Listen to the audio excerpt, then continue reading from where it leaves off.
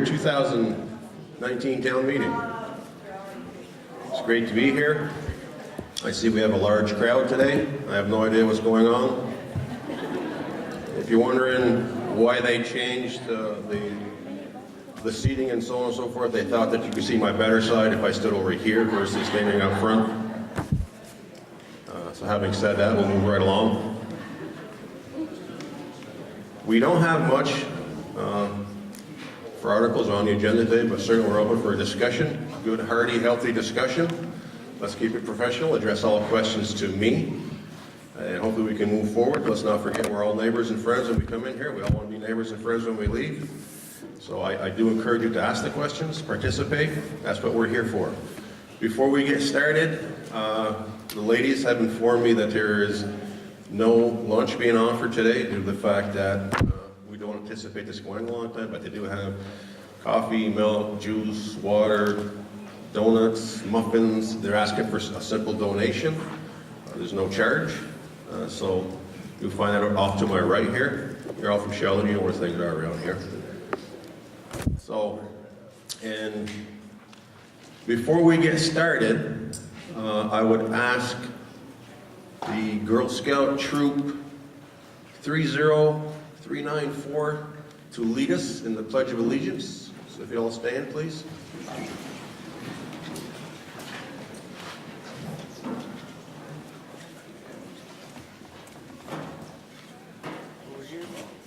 Okay. Whenever you're ready, ladies.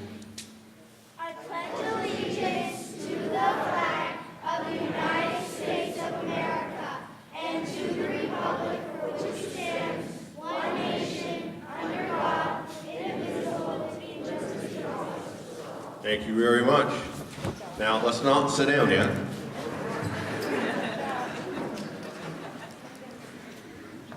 I would ask if you join me in a moment of silence for all the men and women who have served, are serving, who have offered the ultimate sacrifice for our country and our freedom at this point in time.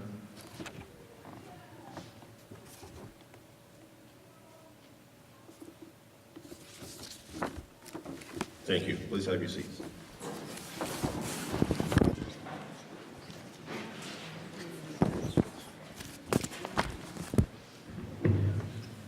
Before we begin, I want to just mention that the meeting will be run under Robert's Rules of Orders. All articles must be moved and seconded, and then a discussion will open on the articles. And then hopefully we'll take a vote on any and all those articles that have been warned. Articles may have an amendment. The amendment may have one amendment to it. We must act upon those in sequential order before we arrive back at the article. A division of the House or a paper ballot, if somebody wants to, we vote from the floor here, obviously, everyone's fully aware of that, but if it's close or you just want to automatically have a paper ballot, some member can raise their hand, jump up and ask for a paper ballot. 6 people have to join that person. At that point in time, we'll rule to go to a paper ballot. You can do that before or after the voice vote from the floor, at any point in time. A debate may be cut off by asking to move the question, but let's not be in a hurry for that, folks. We're here to talk about things and discuss things and get everyone's sides, good, bad, or indifferent. I am here for one reason, is simply to run the meeting as smoothly as possible and allow all of you folks to participate. I will answer questions if asked, but once again, I do ask that you ask the question to the moderator, and I will direct those questions as need be.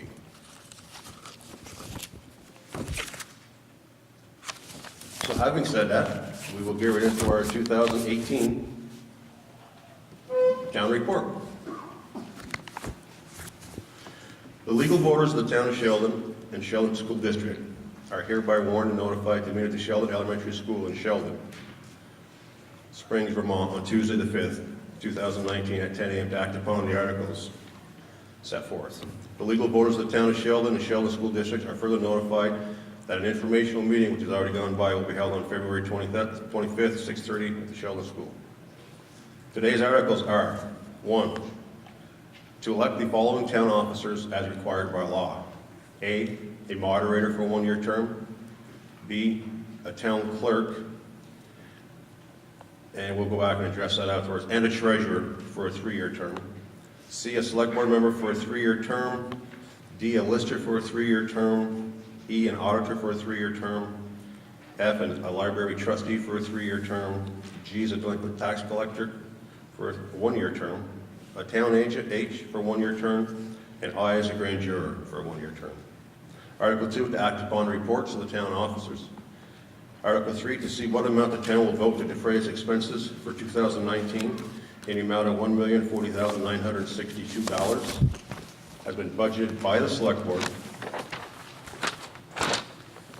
Article 4, to see what amount the town will vote to defray its library fund expenses for 2019. The amount of $46,650 has been budgeted by the library trustees. Article 5 is to act upon the compensation of elected town officers other than full-time help at the rate of $15 per hour. Article 6, to authorize the select board to borrow such money as necessary in anticipation of taxes to meet the current expenses. Article 7, to see if the voters will vote to accept the provision of the Vermont statutes relative to the payment of its current taxes to the town treasurer. Article 7, to see if the voters will vote $2,424 in Northwest Regional Planning. Article 9, shall the town of Sheldon vote to discontinue inventory taxing on agricultural equipment? Article 10, shall the town of Sheldon vote to change the current select board members from a 3-member board to a 5-member board? At that point in time, we'll recess into the town meeting into a school meeting. The school board will come up here to answer any and all questions you may have, hopefully, but there's not a whole lot on the school issue at this meeting. They will elect a moderator under Article 1. Article 2, to act upon reports for the school directors and treasurer. And Article 3 is to transact any other business thought proper when met. We'll recess from the school meeting back into the town meeting.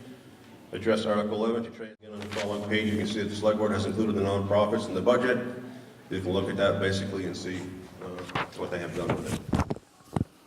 So having said that, we will now move into Article 1. To elect the following town officers as required by law. A moderator for a 1-year term. I'll accept nominations for the moderator. Jeff? I nominate Bob Norris.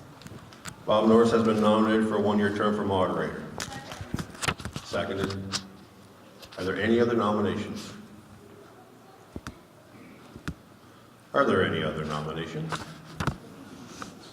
Having none, there's no opposition. I'll ask the clerk to cast 1 ballot for Bob Norris for moderator for the next year. Thank you very much. Excuse me.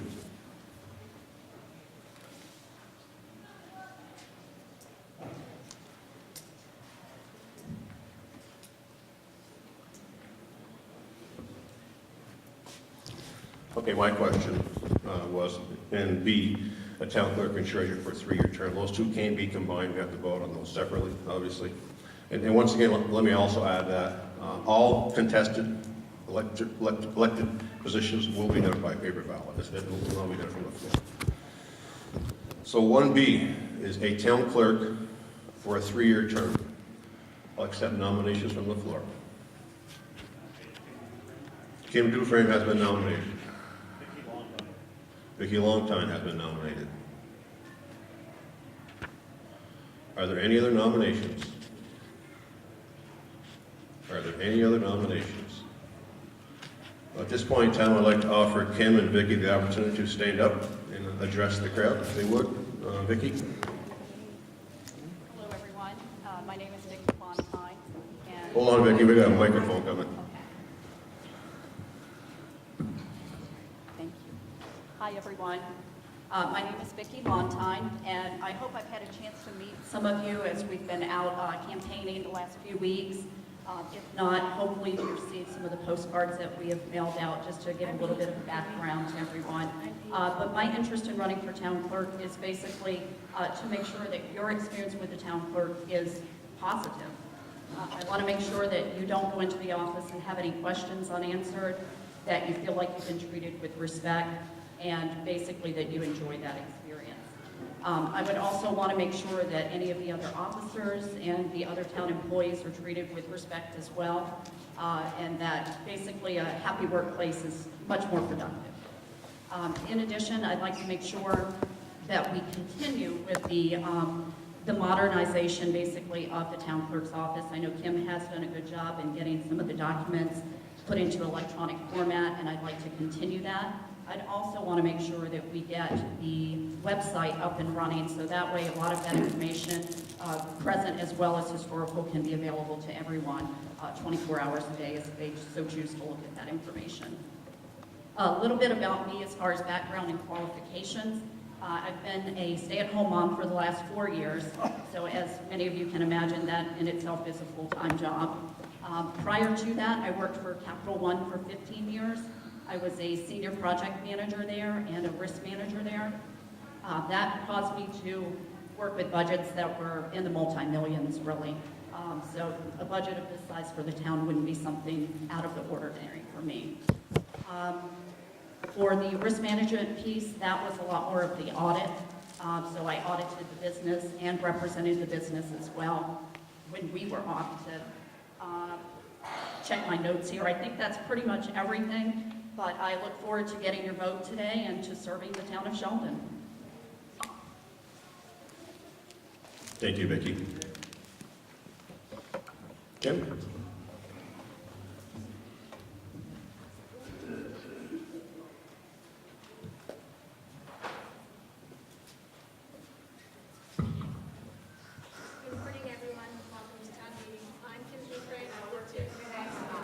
I've lived in the town my whole life. I've been the town clerk for the past 2 years and would like to continue, so please take your vote.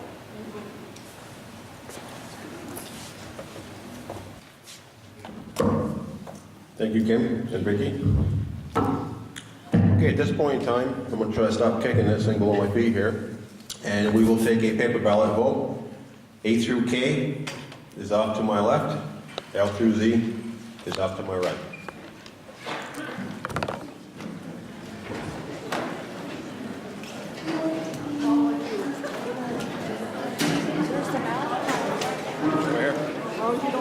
Okay, the votes are in.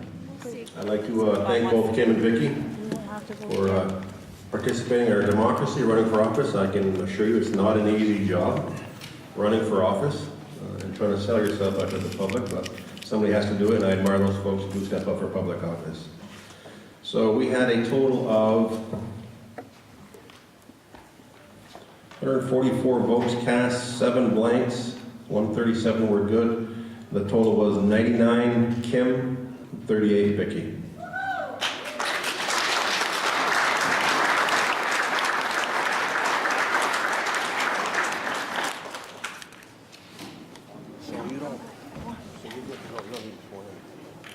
You have to swear me in. Oh, no, I'm gonna do this all again. Well, everybody.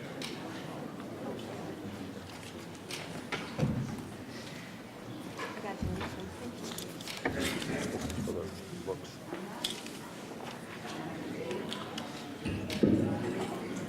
you. Okay. Without further ado, we'll move along. Article 1B. /B. The second part of this article is a treasurer for a 3-year term. I'll take nominations from the floor. Kim Dufresne has been nominated for treasurer. Are there any other nominations? Are there any other nominations? Having none, I'll close the nominations. And without opposition, I'll ask the clerk to cast one ballot for Kim Dufresne for treasurer for a 3-year term. 1C, a select board member for a 3-year term. Are there any nominations?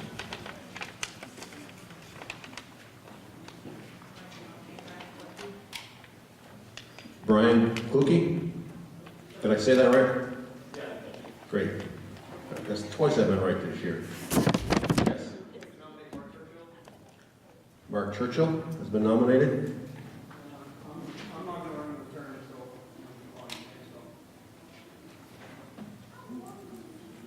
I'll nominate Jeff Patel. Jeffrey Cattell has been nominated.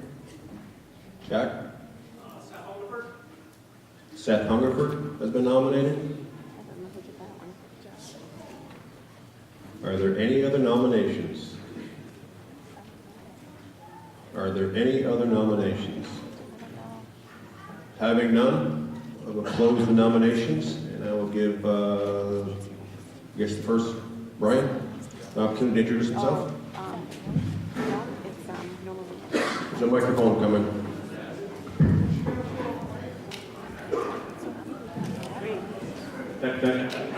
Good morning, I'm Sheldon. My name is Brian Kluge. For those of you who don't know me, I'm a recent new member to the town. I live on Sheldon Woods Road. 2-year resident of Sheldon, plan here to stay in the long term. I work for Rise Vermont within NMC, so it's a primary prevention collaborative to increase community health and wellness. I think my term on the select board to serve the town of Sheldon would be an honor.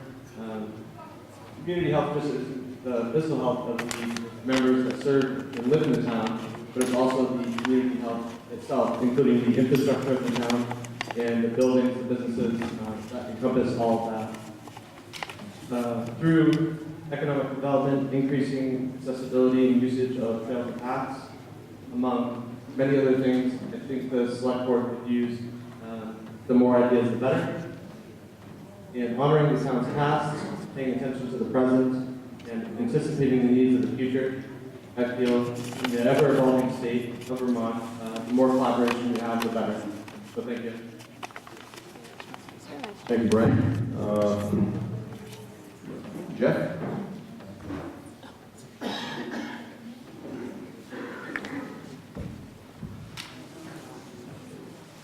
A lot of folks know who I am.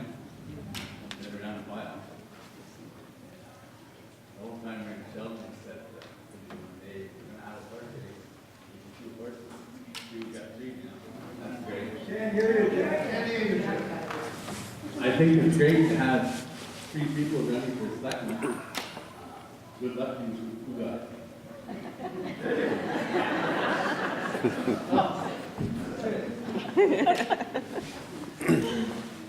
Lighten it up, Jeff.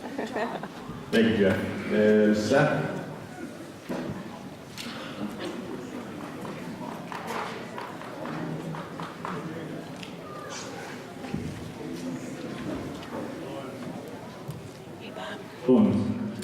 Let's do 8 a.m. this time. Oh, wait, no, it will be 8 to... You need to go backwards. Yeah, right, yeah, right. Okay, 8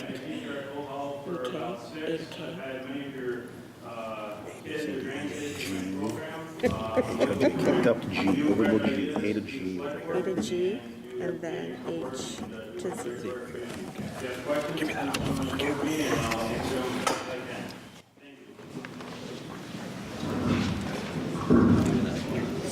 Thank you, Seth. What's that? 2 jokes and I said, no. Okay, we're going to change up this time, folks, a little bit. We're going to go A through G over here. Hopefully we'll have a little bit longer line on this side, and we'll go H through Z to my right. So, come on down. Okay, we'll resume our meeting once again. Thank God. The votes are in. There was a total of 133 votes cast. This is for the 3-year select board position. Of the 133, Seth Hungerford 85, Jeff Patel 20, Brian Kluge 28, and there were 2 blank votes. So congratulations, Seth Hungerford.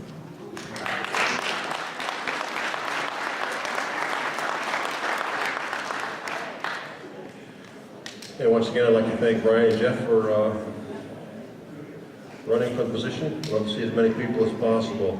Having said that, before we move along, obviously Mark Churchill has decided not to run again. Mark has been a very dedicated individual and wearing different hats for the town of Sheldon, Select Board, DRB, and whatever that may be. And I think he's done a tremendous job for the past 3 years. I'd like to extend a thanks to Mark Churchill.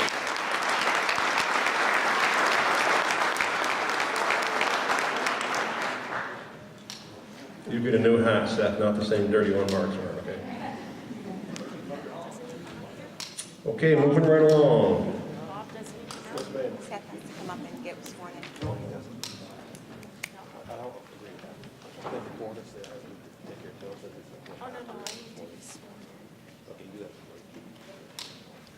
we'll have Mr. Hungerford.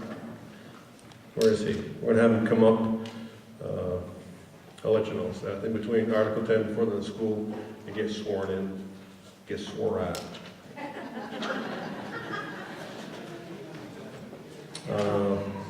Moving right along. Article 1D, a lister for a 3-year term. Are there any nominations? Are there any nominations?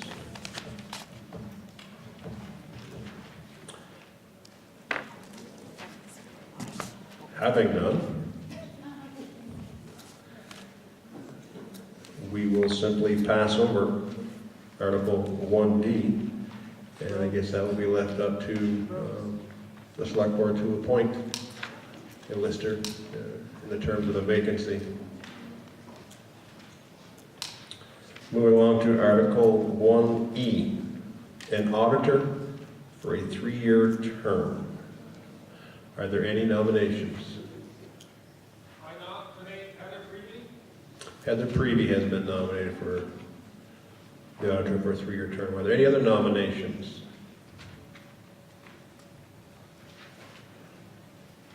Having none, we will close the nominations for the auditor for a 3-year term. If I have no objections, I'll ask the clerk to cast one ballot for Heather Prevey for auditor for a 3-year term. Michelle? I am one of the auditors. Unfortunately, I'm not able to perform my work due to the fact that I'm not here when the audit is taking place. I will thank the voters for electing me to that position a year ago, but I will resign and ask if maybe Annette Baker would be nominated in my place. My term expired in 2020, so I will assume that I need to submit a letter of resignation to the select board, and then they will appoint somebody. But Annette Baker had mentioned that she would be willing to take it. Thank you. Thank you, Michelle, and thank you for your service as an auditor for the town of Sheldon. Obviously, this is, once again, another vacancy created under Vermont statutes. The select board has the authority to appoint under the vacancy provisions. So they have another job to do.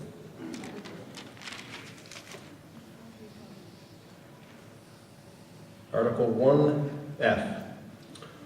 There's a bit of a misprint here. This is a library trustee. This is supposed to read for a 5-year term, not a 3-year term. I don't know if anybody wants to make that correction in their book, but that's how it's supposed to be read. So having said that, I'll open the floor for nominations for a library trustee for a 5-year term. I nominate Nancy West. We have Marie Briette and we have Nancy West. Are there any other nominations? Are there any other nominations? Having none, this is a contested race. We will once again go to paper ballots, A through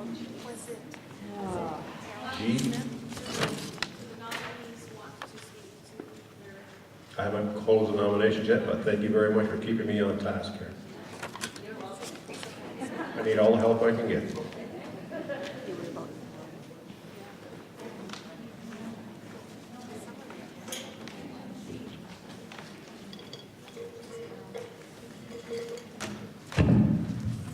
Having no other nominations, I will close the nominations for the library trustee for a 5-year term. And at this point then, we'd like to hear from, who's nominated first? Marie, I'm sorry. I've enjoyed working very much with the library, and we gained a new librarian, and we've had a lot of new programs put in, and I would like to go back on another year, another 5 years if possible. Thank you.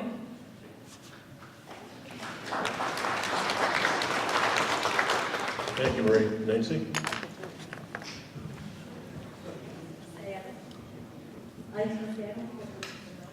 I'm Nancy West. Most of you all know me. Thank you for nominating me. I'm very interested in the library and all the programs that they were doing. I have grandchildren that go to the programs. I would like to see it brought up a little bit more in different aspects, and different books brought in. I would like to be very involved in the process of being part of the library. Thank you.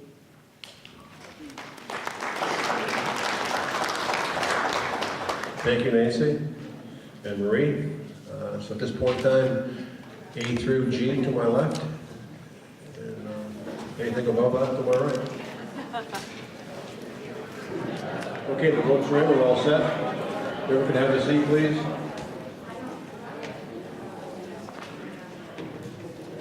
Once again, I'd like to thank Nancy and Marie for running for office. There was a total of 106 votes cast. Marie, 58. Nancy, 48. Congratulations, Marie.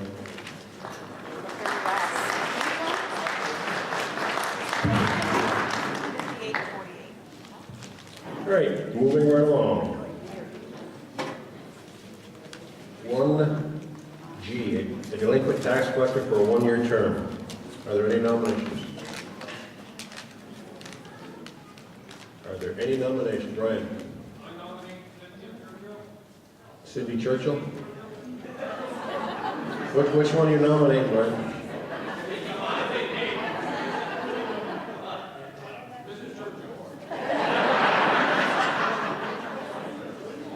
Any other nominations except for Brian? Any other nominations? Having no further nominations, without any opposition, I'll close the nominations. Ask the clerk to cast one ballot for Cindy. Thank you. Tina.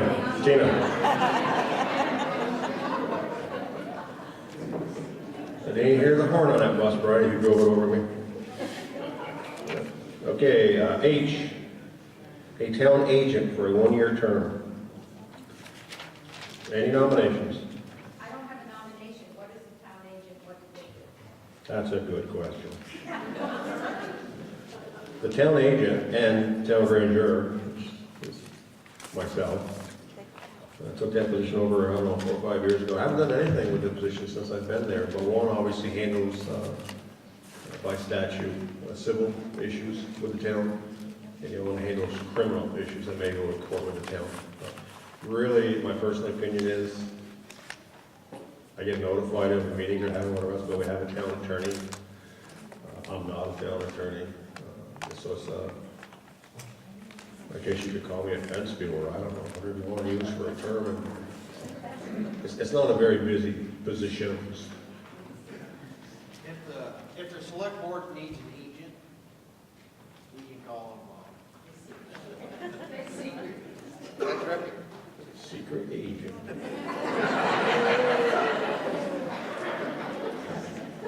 Okay.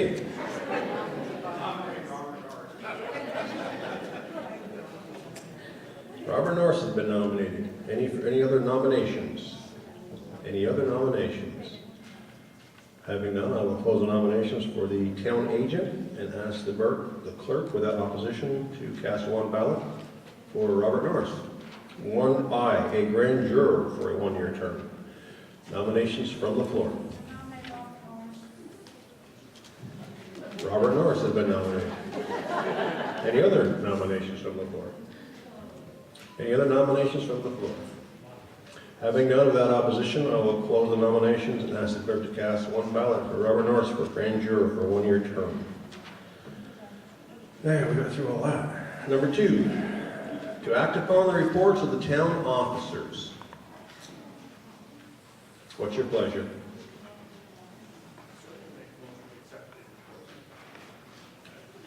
There's been a motion to accept Article 2. Is there a second? Nancy? I need a second. It's been seconded.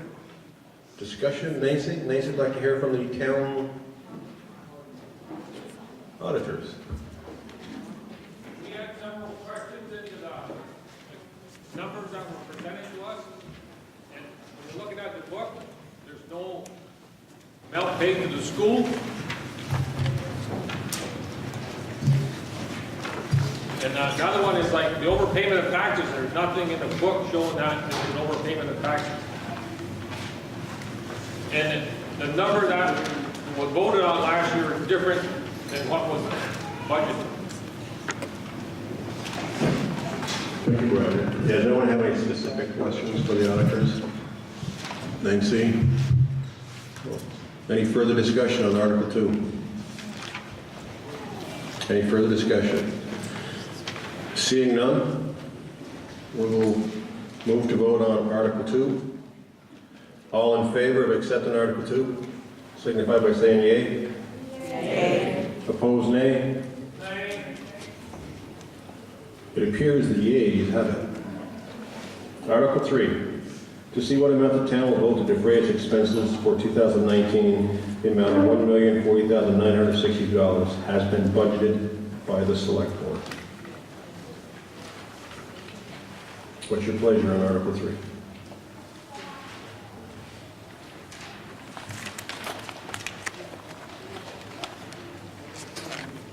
Would anyone like to move Article 3? It's been a motion to move, seconded? Seconded. Any discussion on Article 3? Brian? When you look at the budget, library money is in the budget, and regional plan money is in the budget. Is that added again? No.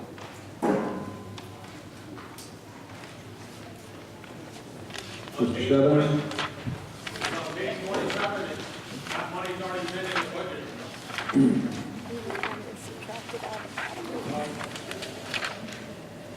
Regional plan,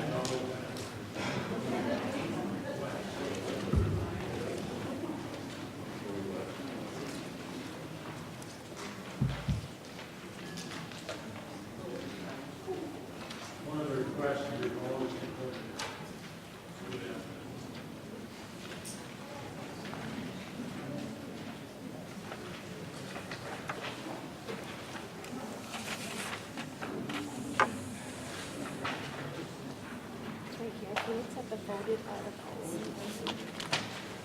I believe the question was, we were voting on an article for, not as of yet, but Article 3.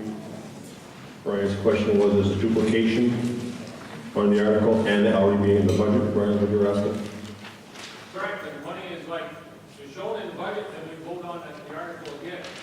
So I just questioned it, is this a double? No, it's not. If you look at the bottom of the budgeting where it says voted articles 2019, you see where it says the library expense, and then it has Northwest Regional Planning. It's 27 in the summary.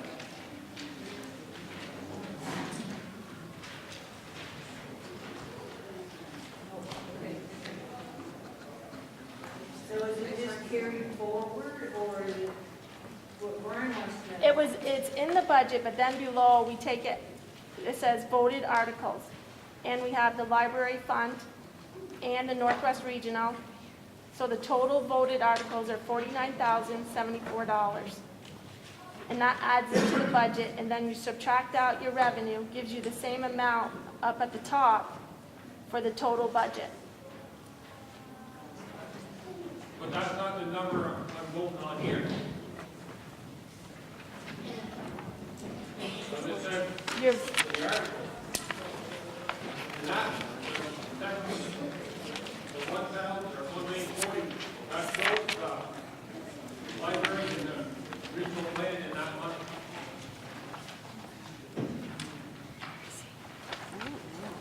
So you're saying, Brian, from the total budgeted and voted articles in 2018, which is $1,062,000, 1 million.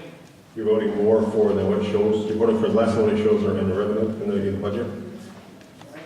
No, the library money and the regional plan money is in that number. not in the 1,040,000. Regional planning might be in that number, but the library is on the next page. Article 4 is Article the 4. library expenses, and Article 8 is the regional planning expenses. So it would make sense that that difference would be until we vote on those articles, yes.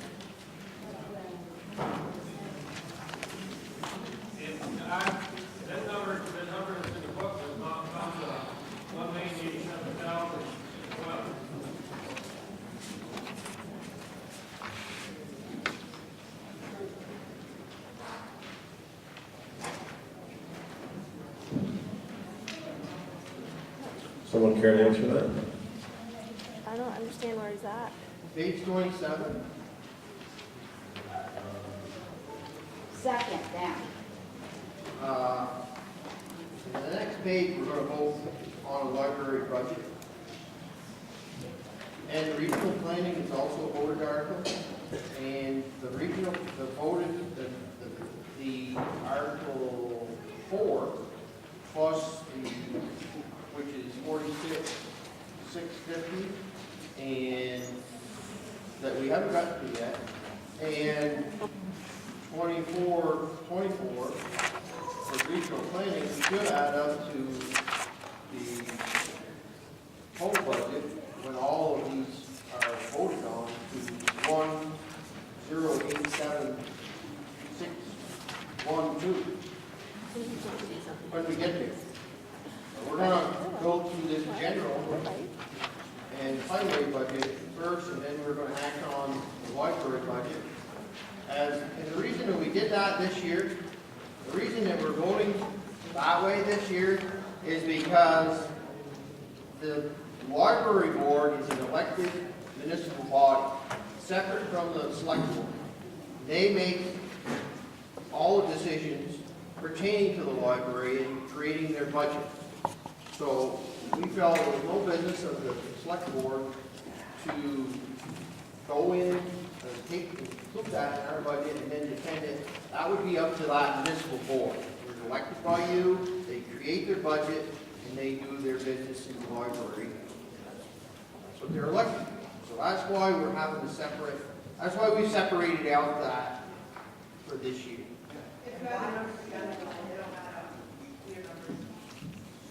They don't. And why the regional planning board came out? It's always been a separate voted article. That's how I assume it was in the book. Isn't that correct? Isn't that what the... Regional planning is separate.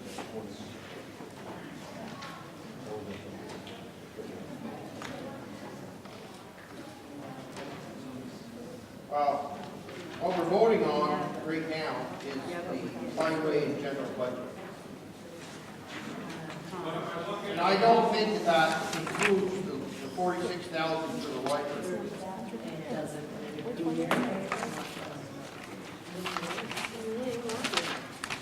But if you look at the proposed budget, that number is already in there. But you're 30,000 off. The bottom number, 1,087,612. Does that add up to the one you have on number 3, and the library, and the region? The numbers are more. Numbers.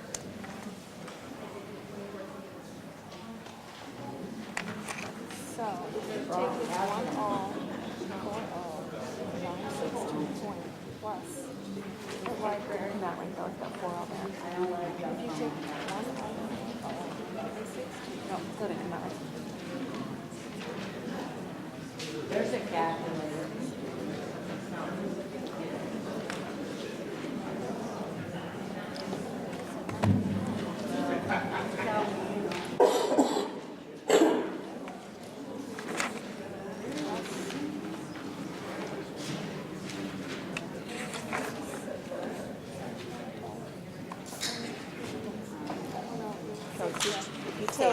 So it's this budget, that budget, plus the library equals that total. Yes, that is. So that'd be a duplication, right?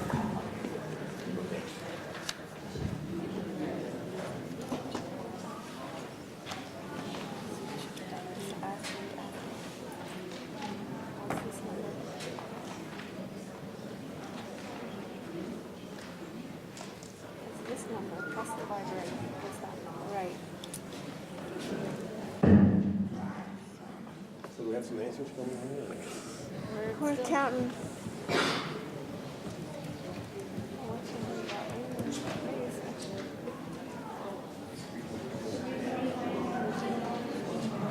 Alright, how did I just do that? I took this number, subtracted out the library. You added that. Equals this number. Yes. So this number right here is separate as a two. Okay. So you added municipal budget. Can I make a friendly amendment?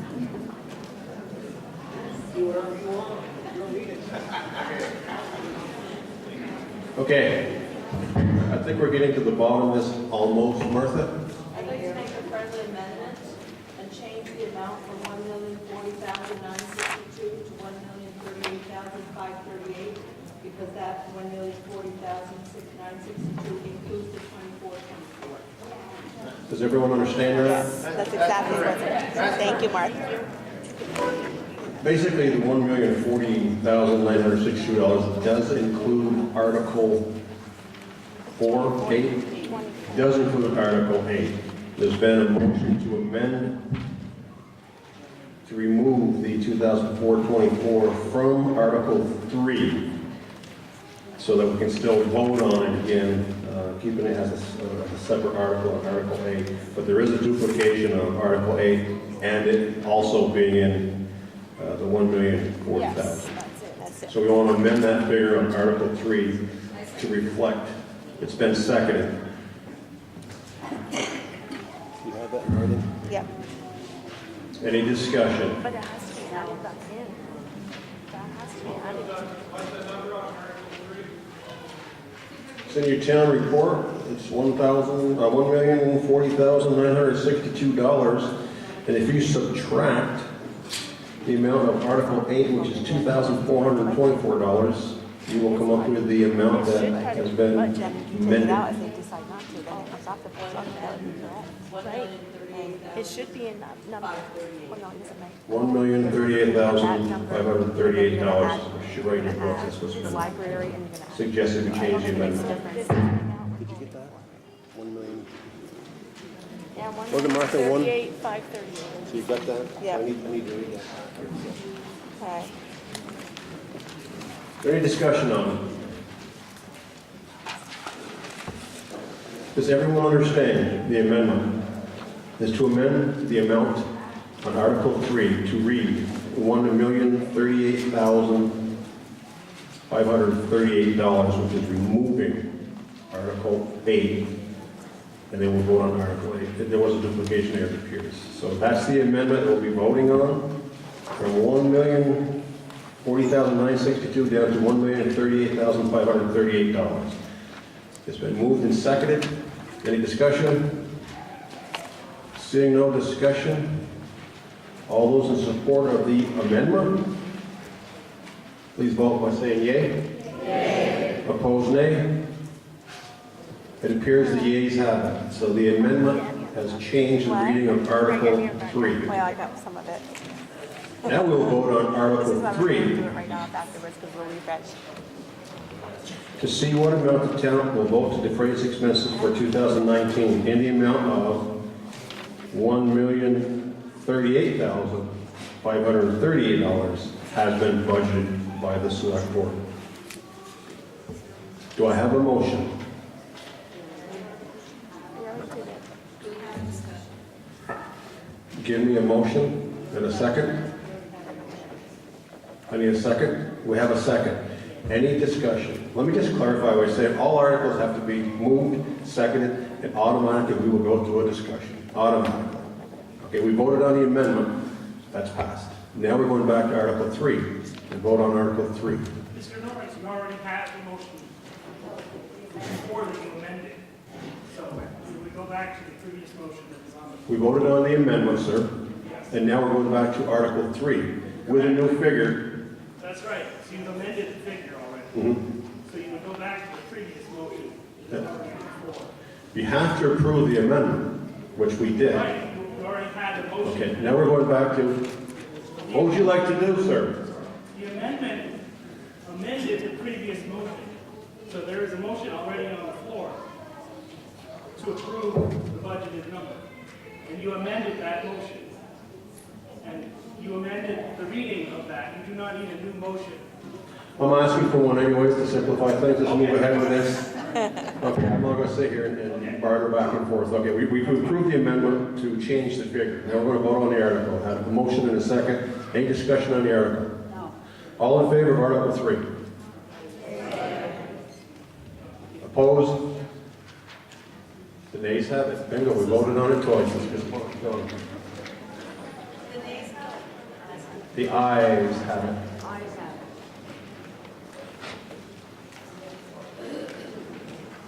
Article 4. Yes, ma'am. Vicki. Can I just butt in on this voting for a moment?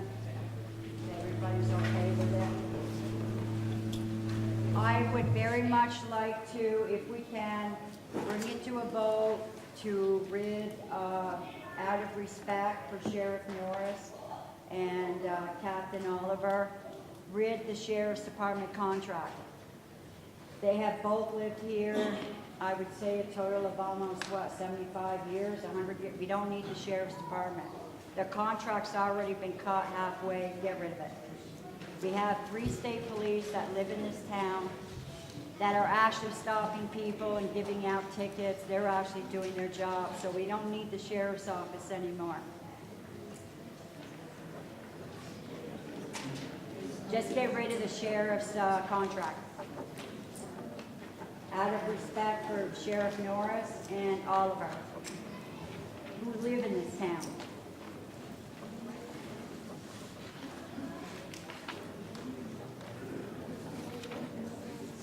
Paulette.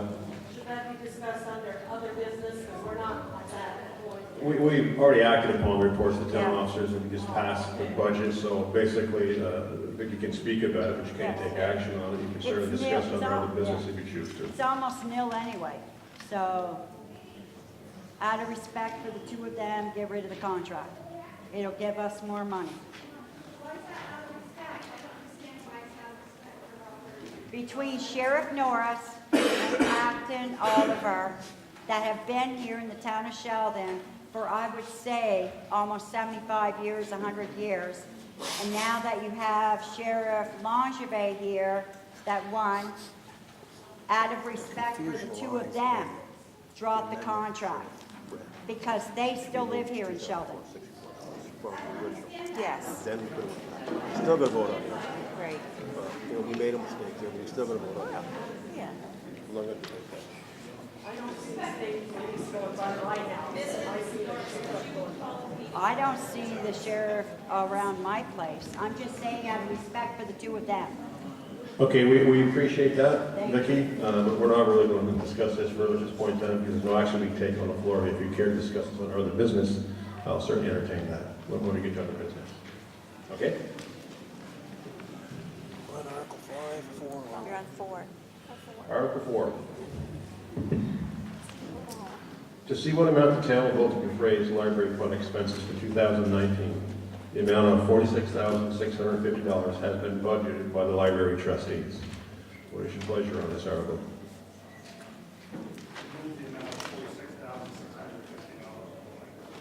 We have a move and a second.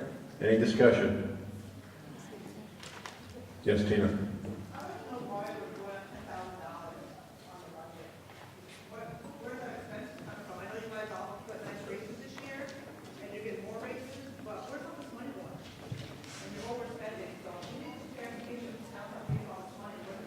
Okay, thank you. Bill Jean?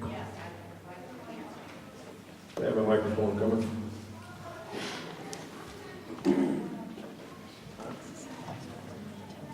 Hey, I'd like to compliment the citizens of Sheldon for beautiful town offices and library. If you haven't been in, please go in.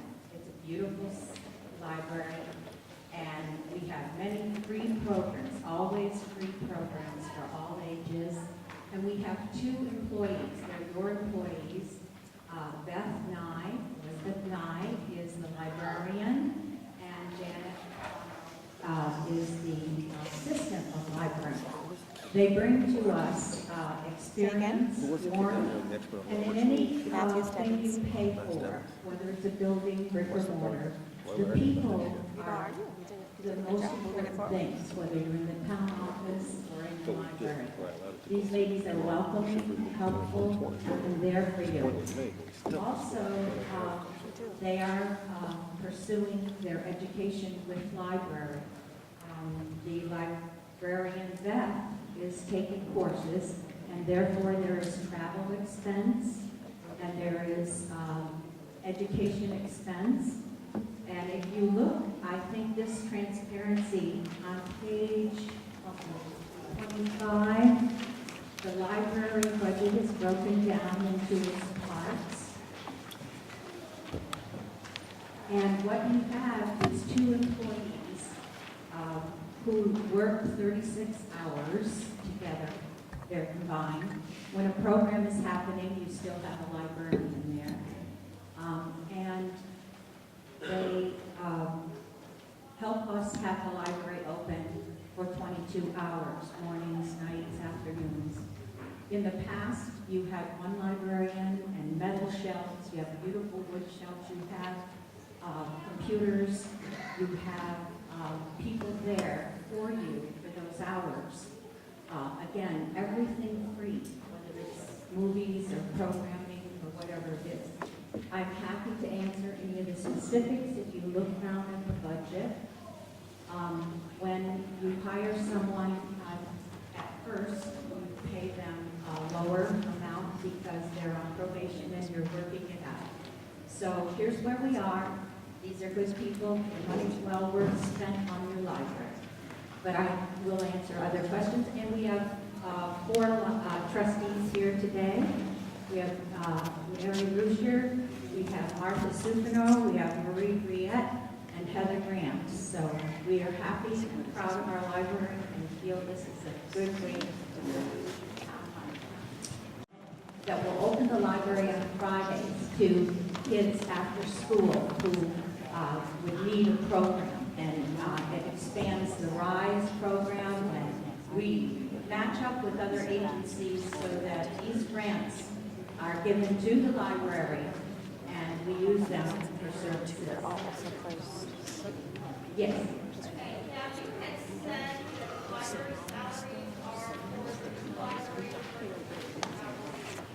Right. Now, what I'm wondering, I heard that now the library board, the trustees are now getting $15 an hour. Where is that money? Okay. It's in the salary money. So those are librarians, but if you look back, I don't know what page it's on. It shows you voted that all employees of Sheldon would get $15 an hour. So when the library trustees meet together for our meetings, bi-monthly typically, we are paid that amount, and that is in there. So that part is in the Yes, yes, I know it, yeah. We may, when you give a budget and we bring it to the select board every time, it's an estimate. That's what we estimate. It does include that. Thank you for asking. Any further questions? Sure. Were you saying that we're paying for their education and their travel expenses? You have, in the state of Vermont, the rural libraries have a standard that we're supposed to hopefully meet. One of the standards are that you get a librarian, a certified licensed librarian. We and many rural libraries don't have that.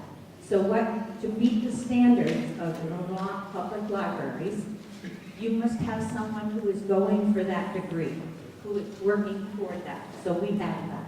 We're fortunate enough to have a person who's willing to go and make those trips and get that education. And in rural Vermont, it has been always that they had to travel far. They don't have the classes up here. So they end up going to Barrie or somewhere else. Yes, Michelle. I'm all for division of the library. However, as a board, consider keeping track of the number of people to serve. Oh, yes, we have records, and every month that we meet, our librarian brings in how many visitors. And we have those records, and we can give them to you. I can't quote you because I don't have the papers here. But for instance, in a programming month, you might have 600 people visiting. Now you have 11 at this thing, 12 at this one. They have music, they have movies, they have education, painting. It's really a variety of things, and a lot of people are visiting the library. And we have those records. Can I ask the board to provide us with some kind of memorandum next year, telling us. Proud to do that. Proud to do that. We'd be happy to do that. So we know what we're paying for? Absolutely. Since Beth and I came aboard, we have, and this is unusual, but we have 49 new patrons. In a small town with 2,000 about people, 29 new patrons in a couple of months is a lot, and we're continuing to grow. Hope you come in and get your library card and use the library. Yes. So on page 23, it looks like this year there was new revenue in the library by grants, is that? Yes. And I was curious about why there aren't projections for new grants coming out for the next. We aren't assured ever until we're signed on the dotted line, but it's looking very good for that grant amount, and it will show up. And we will adjust our budget accordingly when we know those figures come through. Any further questions? Seeing none, we have a motion and a second on Article 4. To see what amount the town will vote to defray its library fund expenses for 2019 in the amount of $46,650 has been budgeted by the library trustees.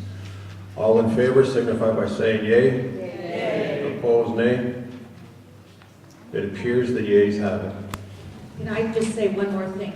You asked for some statistics. If you look on page 39, you're going to see that 2,277 visitors, and over the period of time, it's in a report, that general report. Thank you. Thank you. Article 5. To act upon the compensation of elected town officers other than full-time help at the rate of $15 per hour. We have a movement? Second? Seconded. Any discussion? All in favor signify by saying yea. Yea. Opposed, nay. The yeas have it. Article 6, to authorize the select board to borrow such money as necessary in anticipation of taxes to meet the current expenses. What's your pleasure? Do I have a second? Seconded. Any discussion? Seeing no discussion, all in favor signify by saying yea. Yea. Opposed, nay. It appears the yeas have it. Article 7. To see if the voters will vote to accept the provisions of the Vermont statute relative to the payment of his current taxes to the town treasurer. What's your pleasure? Do I have a second? Any discussion? Hearing no discussion, all in favor signify by saying yea. Yea. Opposed, nay. It appears the yeas have it. Article 8, to see if the voters will vote $2,424 for Northwest Regional Planning. Do I have a motion? Planning of what? I don't get it. I have moved. Do I have a second? Hold on, Rick. I have a second. Discussion. They help with our zoning regulations, town plan, various other things in the municipality, speed limit, road improvements, quite a lot of things, quite a lot of different things. Thank you, understood. Any further questions? It's been moved. I'm sorry. I just am curious about if this is the standard price tag that they give to all of the municipalities? It's on a per capita, it's based on a per capita basis. Okay, thank you. Any further discussion? Articles. To see if the voters will vote $2,424 has been moved and seconded. No further discussion. All in favor signify by saying yea. Yea. Opposed, nay. It appears the ayes have it. Article 9, shall the town of Sheldon vote to discontinue inventory taxing on agricultural equipment? We have a motion. Do I have a second? We have a second. Any discussion? What dollar amount does this come up now? That's a good question. All I know, when I had a citizen come to me here, great surprise that he bought a tractor. I wasn't aware of this. There were some other farmers in town that got a surprise in the mail. Some leasing companies there. I'm not exactly sure how the chain of events there, but a leasing company passes the tax off onto the farmer who has this equipment in their yard. And they didn't the farmer hasn't really budgeted for this increased tax, which, well, it's at the rate. If you've got a $150,000 tractor in your yard, then you're going to get assessed the 42 cents. Is that correct? Isn't that correct?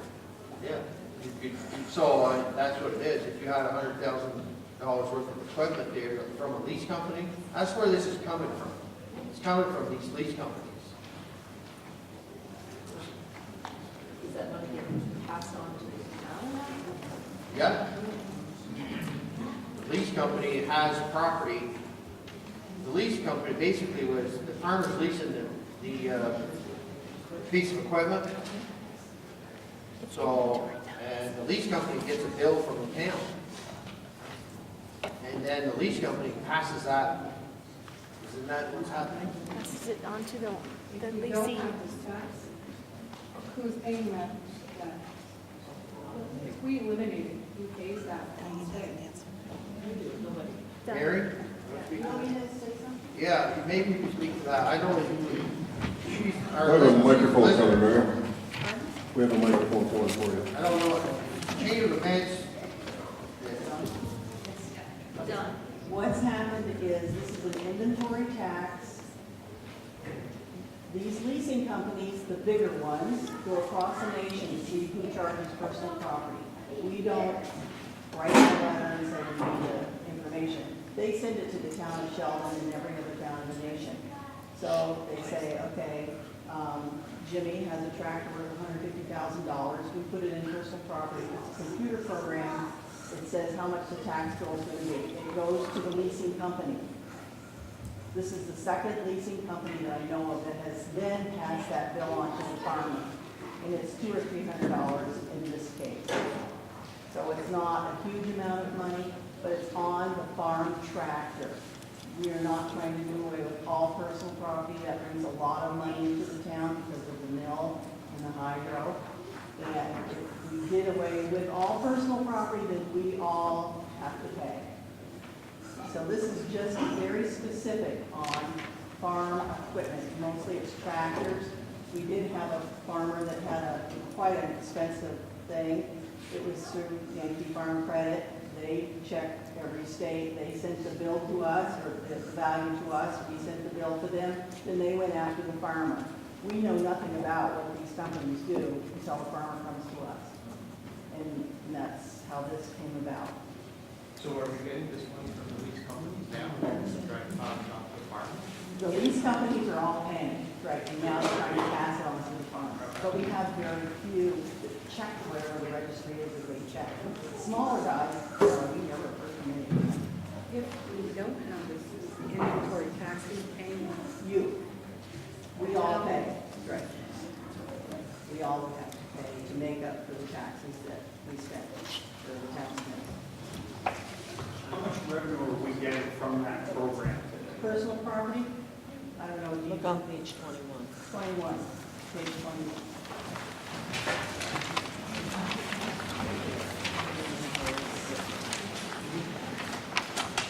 There's inventory and equipment on page 21.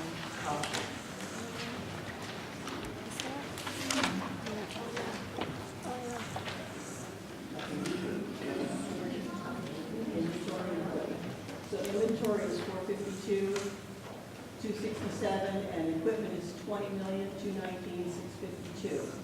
And it would be part of the equipment. But in this case, the bill is only a couple of $100 is what brought this about. Yes. It seems to me that this tax is a good thing if it goes to the leasing company, but when the leasing company is giving that tax to the farmers, it's undermining our agricultural. Well, that has nothing to do with it. There's a lot of questions out there. Right, That's so why we don't go.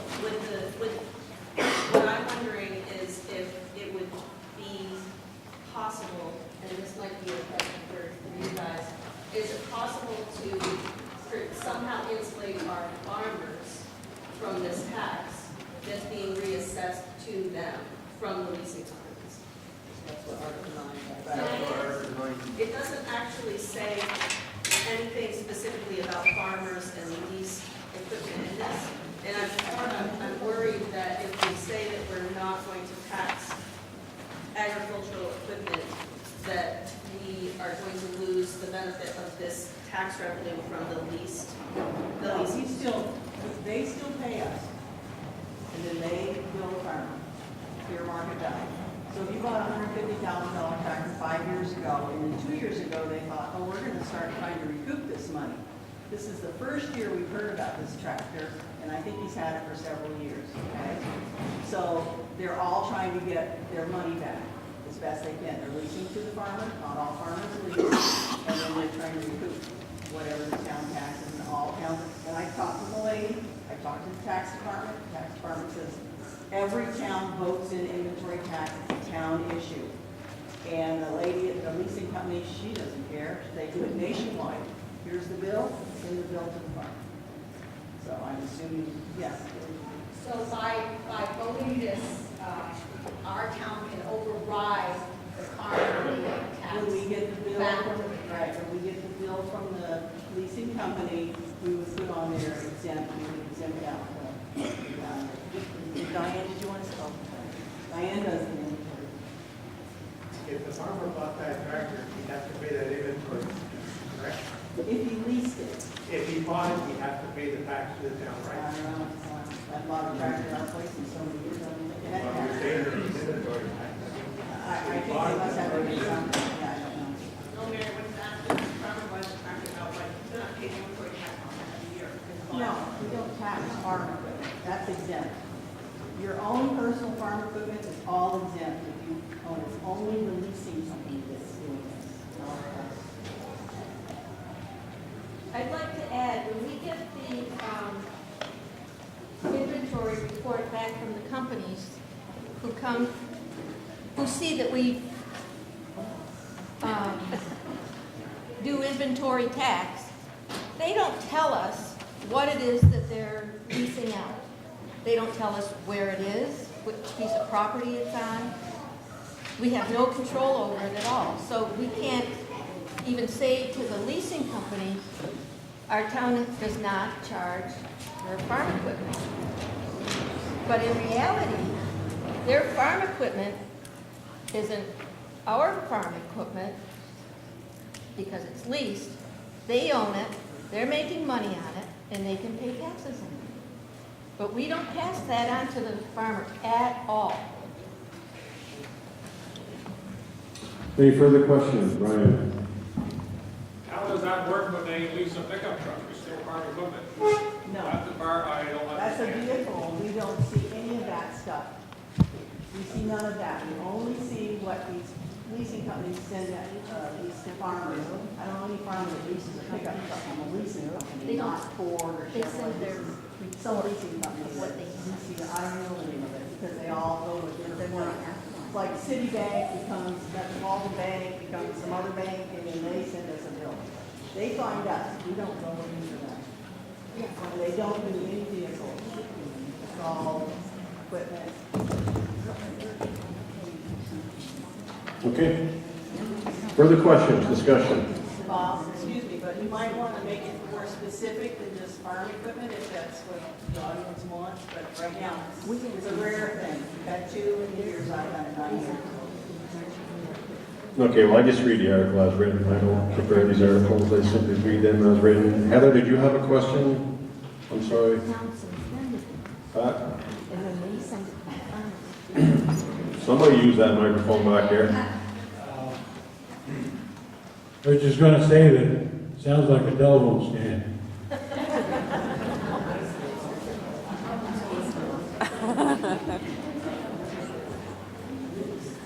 Any further discussion? No.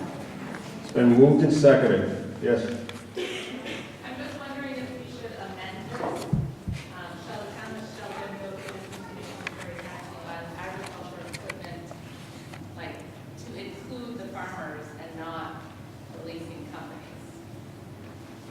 So just to clarify that we're still gonna send it to the inventory, to the leasing companies, but we're not going to, we're gonna exclude the farmers if they get stuff in the bill. No, we wouldn't send a bill to the company, we have to exempt it at the company level, or they're gonna bill the farmer because they don't care what we do. But should this be clarified? It should be clarified that it's leasing, maybe? Yeah. Right. But, the companies are gonna send us the information. But I'm just saying is how it's written. Yes, I think Could we you're right. rewrite it so it's more clear Yes, that? absolutely. Thank you. Yes. I just, can you clarify, Mary? So we as a town are saying that we charge a tax on this. When they ask, do you charge tax? And Well, I think the state of Vermont sent it out, yeah. Okay, but since we do charge a tax on it, the leasing company will be liable for said tax. They're saying, well, we're not going to pay it. They pass it on to the farmer. Right.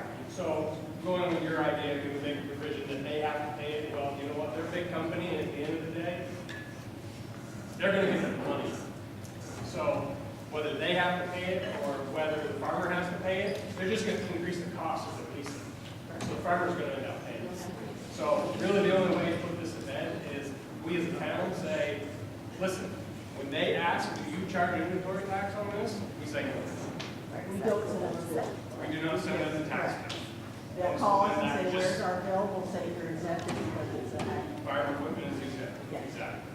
So leaving it as is, the article, and just writing in the fact that we don't charge inventory equipment, that would pertain to both leased and or owned agricultural equipment, correct? Just But it would pertain to both if we just left this as is, correct? Yeah, so it doesn't matter, right? Leased or owned. Any further discussion on the article? And if you're saying a leasing company, really, I'm sure we get it from several, how do we know that specifically the farming? It states it on there. It states exactly what it is, what year it is, material value, tells us. I guess the bottom line is, we don't care who it comes from, whether it's a leasing company or if you own it, or lease it, Sheldon doesn't charge inventory tax on agricultural equipment, period. Am I correct, Mary? Yes. Thank you. Any further discussion? No. The article's been moved and seconded. No further discussion. Article 9, shall the town of Sheldon vote to discontinue inventory taxing on agricultural equipment, period. All in favor, signify by saying yea. Yea. Opposed, nay. It appears the yeas have it. So passed. Article 10. Shall the town of Sheldon vote to change the current select board members from a 3-member board to a 5-member board? Do I have a motion?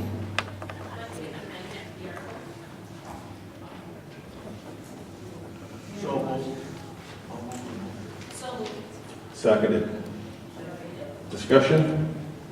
Heather, please use the microphone. Thank you. We have an amendment coming up.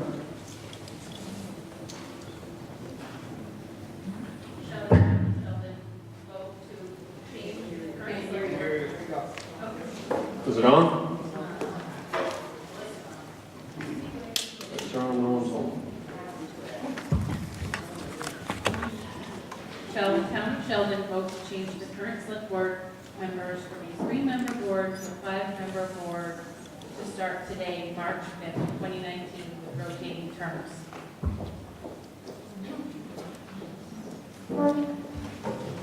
Did you get the amendment? I guess we're going to ask for a copy of that. Did everyone understand the amendment that Heather's proposing? To start today, March 5th, with rotating terms added to the articles. the amendment. Do we have a second? We have a second. Discussion. Discuss. Yes, ma'am. Why do we need 5? We've already got 3. I mean, what's the difference? Because 5 brains are better than 3 or 4. There you go.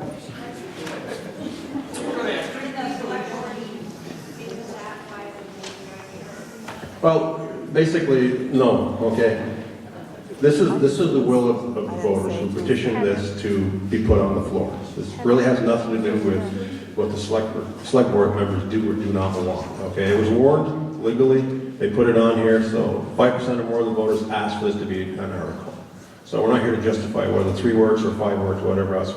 The question is do the voters want to go from a 3-member board to a 5-member board for their own various reasons? But we do have an amendment on the floor presently that we have to address. We can continue to discuss this, but I'm not here to say I'm for it or against it. It's a democracy. They want to vote on it. Yes.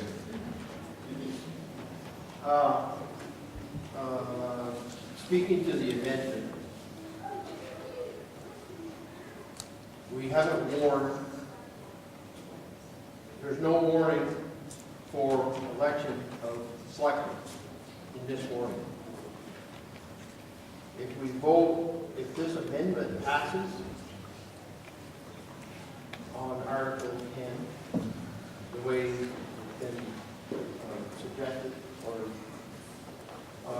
we will have to warn a special town meeting later on at some point, I don't know exactly when, to elect the other 2 officers. That's kind of the dilemma that we were, I had also, was going to make the amendment to this beginning 2020. Not making that, we're going to discuss it in the amendment. Her amendment creates another meeting. That's one thing. That's what I'm going to say about that. As far as the 5-member board, there's pros and cons to both boards. It does give the board more flexibility with 5 members. It's easier to, in some ways, create a quorum or not. Members coming and going. It's going to make longer select board meetings, obviously. You can see how long this meeting's going. The more meetings, the more people we have, obviously, the more opinions, the more discussion there'll be. That's maybe not a bad thing. Like I said, there's pros and cons to both 3 members. I shouldn't say main. I don't know. It could be a woman. I'm certainly not opposed to that at all. I live with her. Very nice woman. So, yeah, but the amendment here for, this amendment won't, beginning today, you will not, the way this amendment is proposed, you will not elect select board members today to fulfill the 5-member board. Kathy? It's my understanding that if there is a vacancy within a committee, within a municipality, that until the vacancy is filled by appointment or election, that vacancy, if there is an existing vacancy and there is no warning and election of that vacancy, during the time that is taking place, there can be an appointment of an official. Is that true? Do I have that wrong? That might be true, but what we understood from the attorney we spoke with, that this is a vacancy, it's a newly created position, and you said you have to warn another special meeting. Because we brought this question to an attorney because of the way it was warned, and then we got looking at it and said, well, if this passes, we didn't put a time frame of when this would begin. And if it passes, it's not warned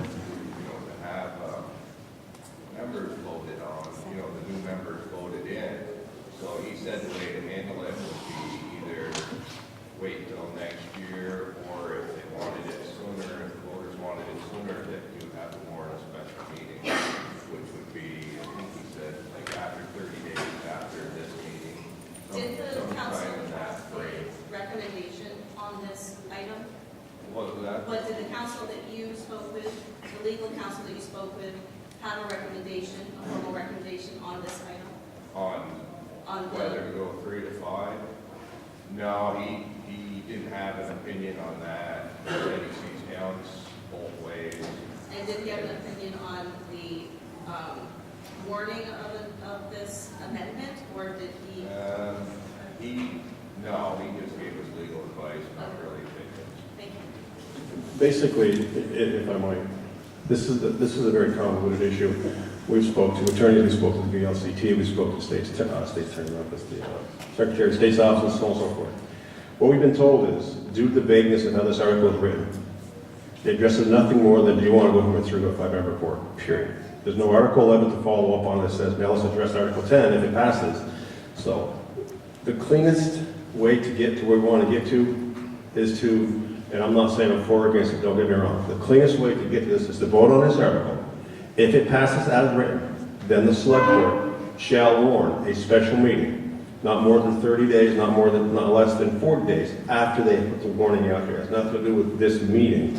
If you folks pass this, then essentially we become a 5-member board. So if anytime they have a meeting after that, they have to have a quorum of 3 to get that meeting to do any town business.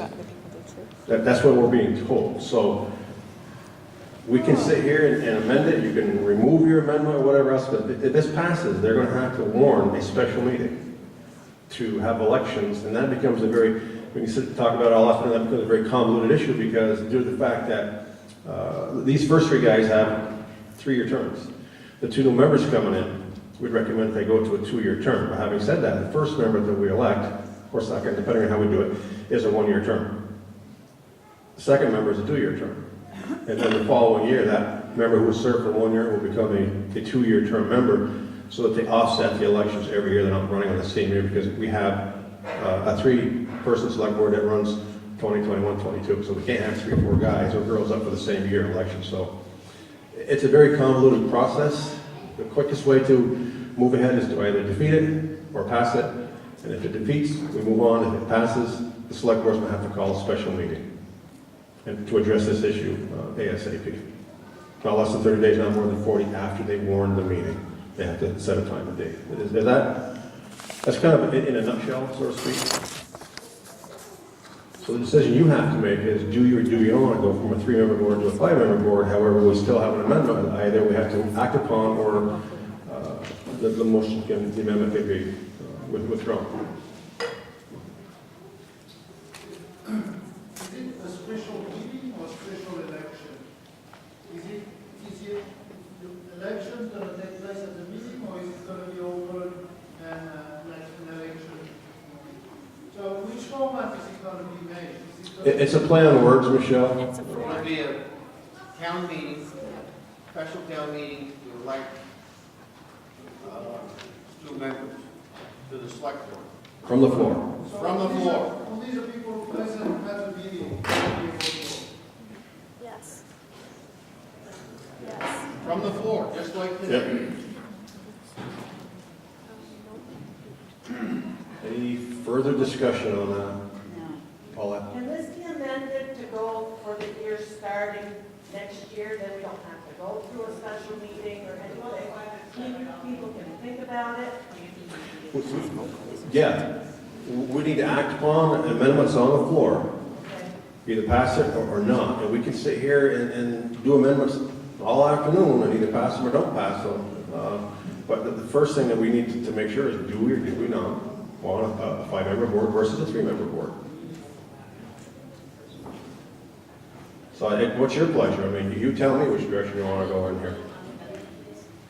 I'd like to move the vote on the amendment. It's been moved to vote on the amendment. There's no further discussion. All in favor, signify by saying yea. Yea. Opposed, nay. Nay. It appears we're moving to vote on the amendment, which reads. Let me know if this is right, Heather. Okay. Article 10, shall the town of Sheldon vote to change the current select board members from a 3-member board to a 5-member board to start today, March 5th, with rotating terms? Yes, 2019 with rotating terms. That is correct, okay. Bob? Yes, ma'am. I would like it to be paper ballot, this one. Well, the problem is we're not going to be able to, we can't do this, okay? We can vote on it, but we can't do it, folks. That's what we're being told here, so. There has to be a special meeting if, in fact, this article passes, or special vote, special meeting, whatever you want to call it.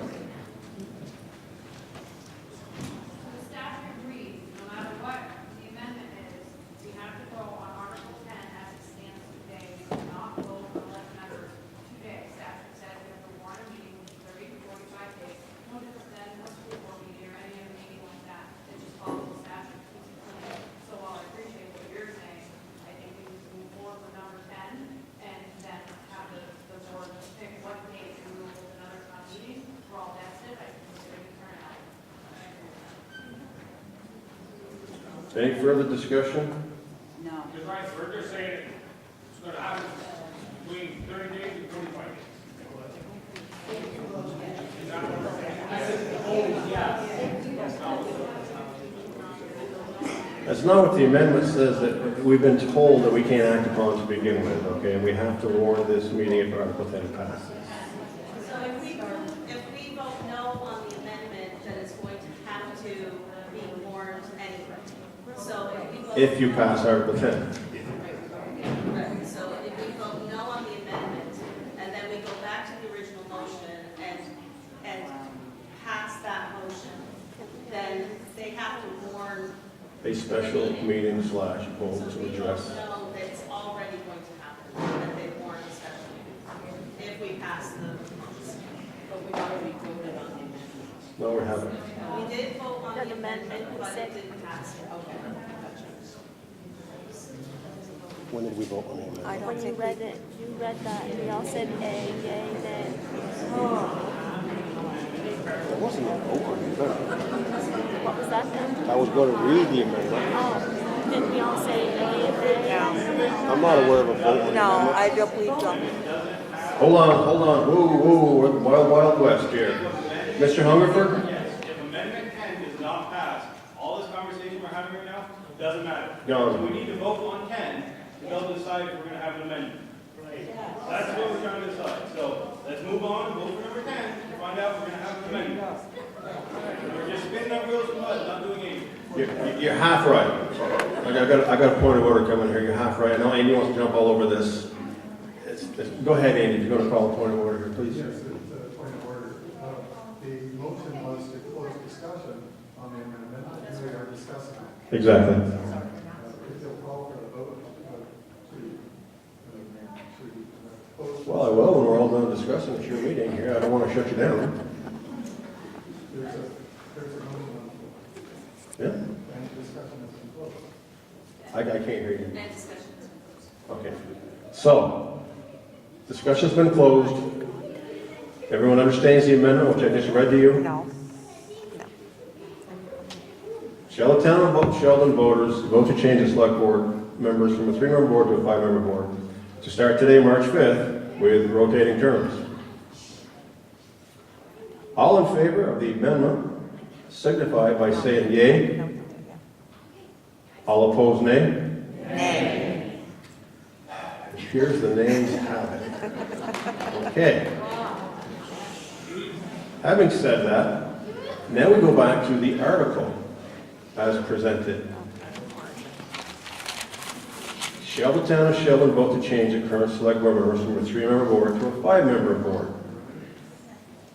Do I have a motion on this? So moved. The second. Discussion on this article. I just have We one. discussed the amendment, okay? Please, folks. That it is my understanding that Sheldon is one of the very last municipalities in the area to have a 3-member board versus 5-member board. And there are many items within the town plan created in collaboration with the select board, the planning commission, that have the opportunity for movement in the community toward a positive, good, healthy future. And I think that with 5 people, there would be better opportunity for people to be involved with a vibrant future. Thank you. Further discussion? Yes. Not to be dead horse, but can I just confirm that if we vote yes on this article, that they have no choice but to hold this special meeting? That's correct. Within 30, 40 days. It cannot be deferred until next year.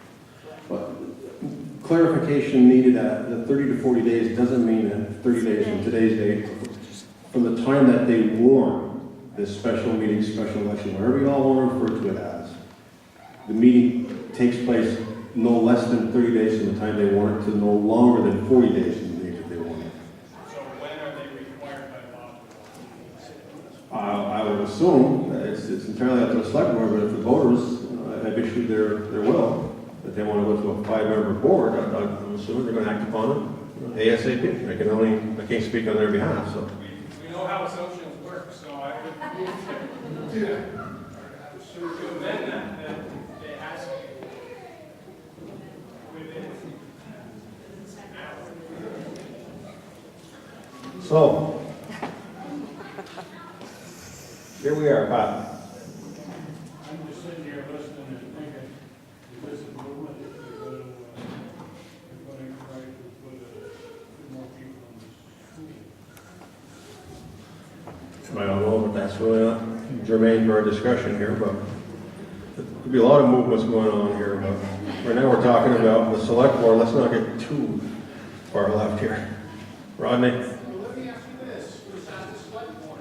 If it passes today, a 5-man rule, what would you warn it? Would you warn it next week, next month, 6 months from now, drag it out, or what? When would you warn it? The first thing we would have is a select board meeting. I'm gonna call, when we get done here today, the select board will organize the 3 members that we have, and we will have a regular select board meeting. And I would assume the first thing that's gonna be on the agenda, if this Article 10 passes, is going to be discussion and a decision at what point we're going to have another meeting to elect 2 more board members. It's pretty simple.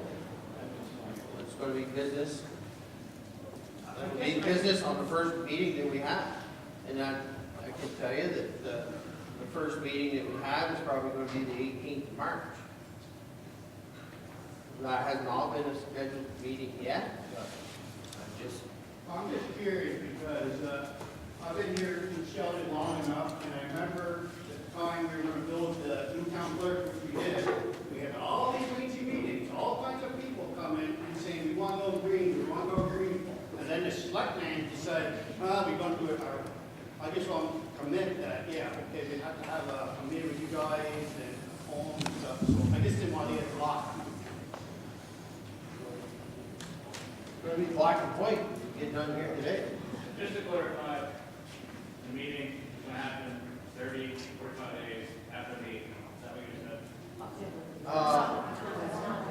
No, I said the first thing, So to clarify this question.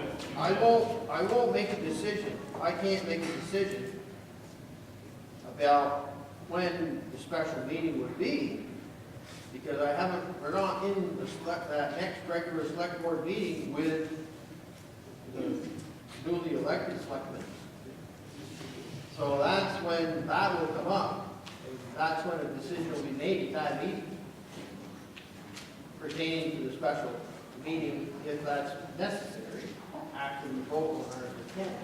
But I can't definitely say it's going to be a date at a certain time, right here, right now, because I can't. We're not at that next meeting, but from what it's going to be within the next 30 to 40 days if this passes. That's correct. Okay. 1 day, time, Emily? Just wondering, I don't know if this is the time, but can I make another amendment to put an exact date on when we will have this meeting? Can we say the language as No. stated? It's been moved and seconded. We're in discussion portion of the president, so we're going to act upon this. Kathy? I just wanted to clarify that select board meetings and any municipality meeting that is held is an open meeting. There's an open meeting law in the state of Vermont that if you would like to suggest, and it is open to the community, they open the discussion at the select You're welcome to attend the select board meetings to give the suggestion. For example, you may say to the select board at that meeting, I would like to recommend that the select board warn this meeting to elect 2 new people within 30 days or whatever. So you can suggest that at the open, as per open meeting law, at the meeting. That will be after this.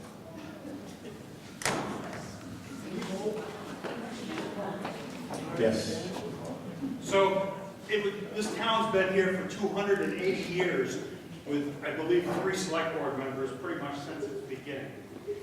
If we, as a group, direct them to move to a 5-person board, another 300 days, and elect our people next town meeting, doesn't hurt us a bit. Okay, any further discussion? Okay, got a motion to move the question. Do I have a second? I do have a second. I'll need a 2/3 vote to move the question. All in favor, yea? Yea. Opposed, nay? It appears as though we're moving the question. Article 10. Shall the town of Sheldon vote to change the current select board members from a 3-member board to a 5-member board? All in favor signify by saying yea. Yea. Opposed, nay? No.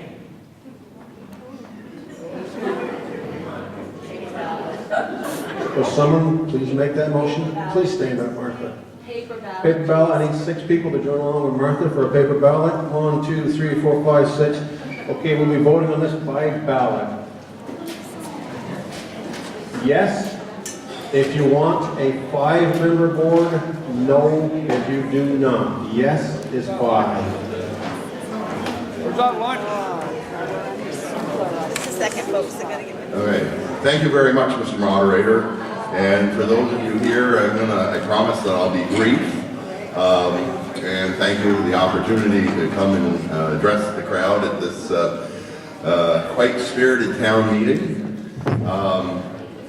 And basically, the legislature, as you all know, has been following it. We've completed 8 weeks of the session that began on January the 9th. And to be very honest, we've only had a very few bills debated on the House floor, and really only a couple have actually passed. However, there's been a record number of bills that have been drafted. Normally, we probably have probably 1,200 bills total for the entire biennium, the 2 years. We already have over 1,000. There are some members newly elected. We had about 50 members newly elected this year who have put in as many as 90 bills apiece. That is ridiculous. And I won't get into what those bills contain, but just pray that they will never see the light of day.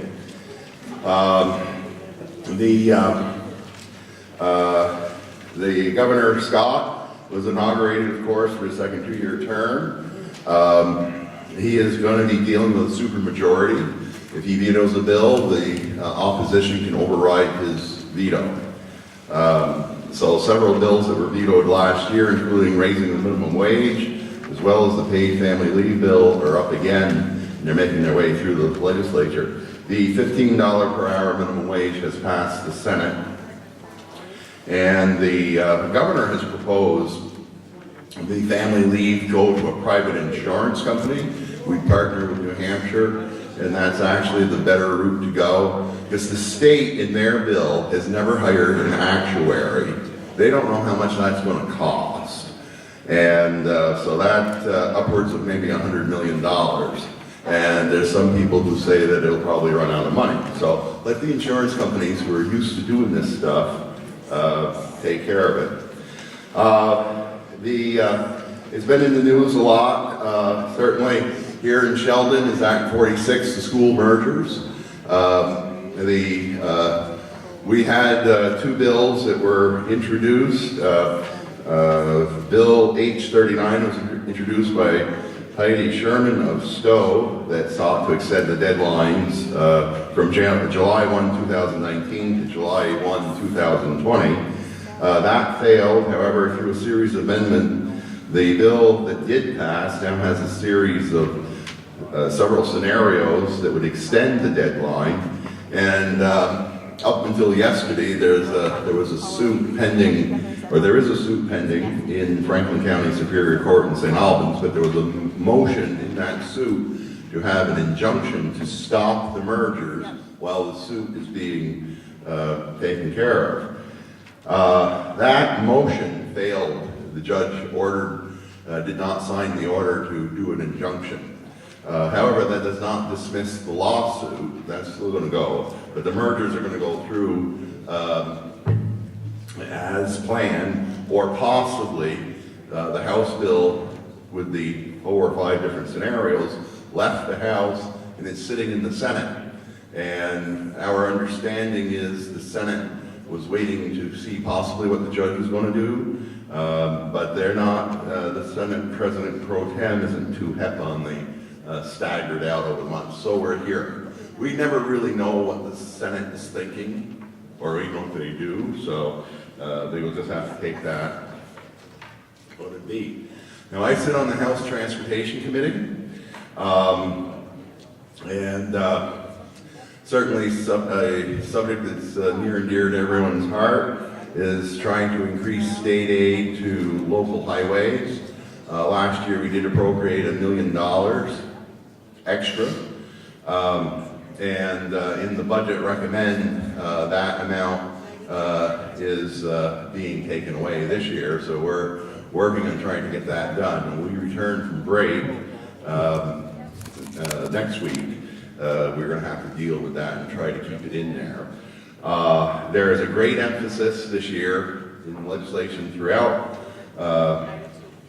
the whole session on the climate action, and transportation is pushing bills through that will electrify our fleet. In other words, electric vehicles, they want 50,000 electric vehicles by the year 2025, which is unrealistic.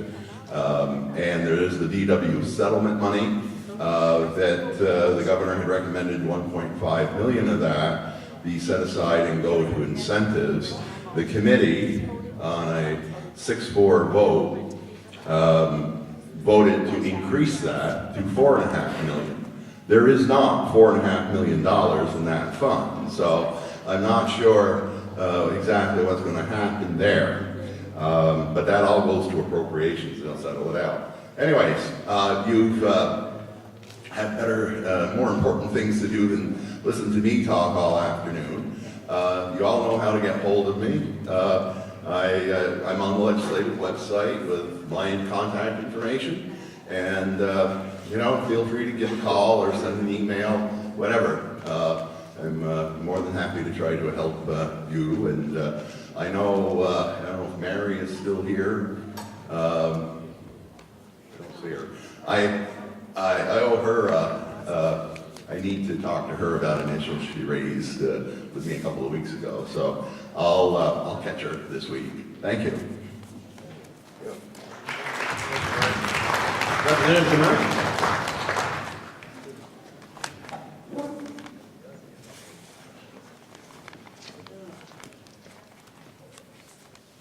Hello, everyone. I will, okay, I think that will work, yes. I'll be very brief. This is turning into being a very long session. So Brian gave you a very good overview.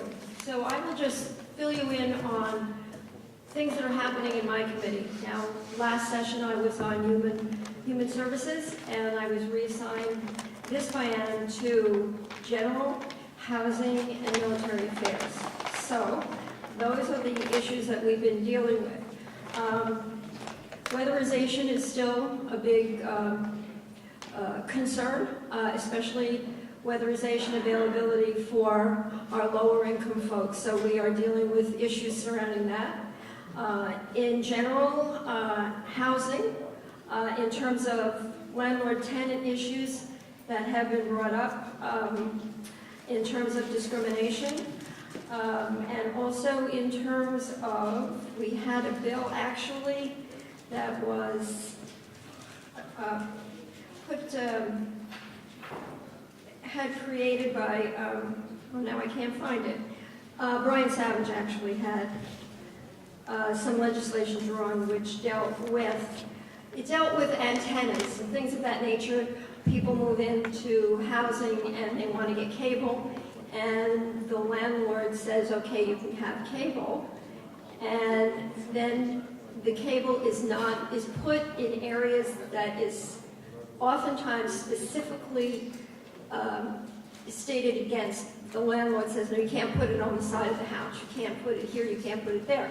And things like this have been done. So the object of the bill, if I remember it correctly, is that the landlord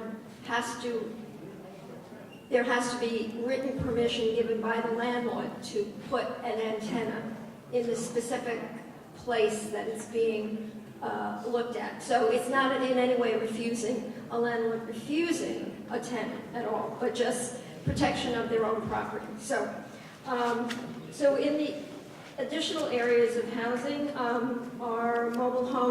there's a mobile home housing bill, which is trying to ease restrictions when it comes to the energy standards, because a lot of these mobile home units are older. And part of the housing, not housing, but rental is commercial leases. There are many business owners who own property that they are leasing commercial spaces. So this bill will deal with what can be done in the event of non-payment of rent, so that a landlord can repossess the space legally. Right now it seems that eviction is the only avenue, and so we're looking at things to be able to make this a little bit easier, because there actually are no commercial lease laws in the state of Vermont, which many of us were surprised to hear. We've been dealing with the Vermont Veterans Home down in Bennington in terms of services available to our veterans. Also, the National Guard. There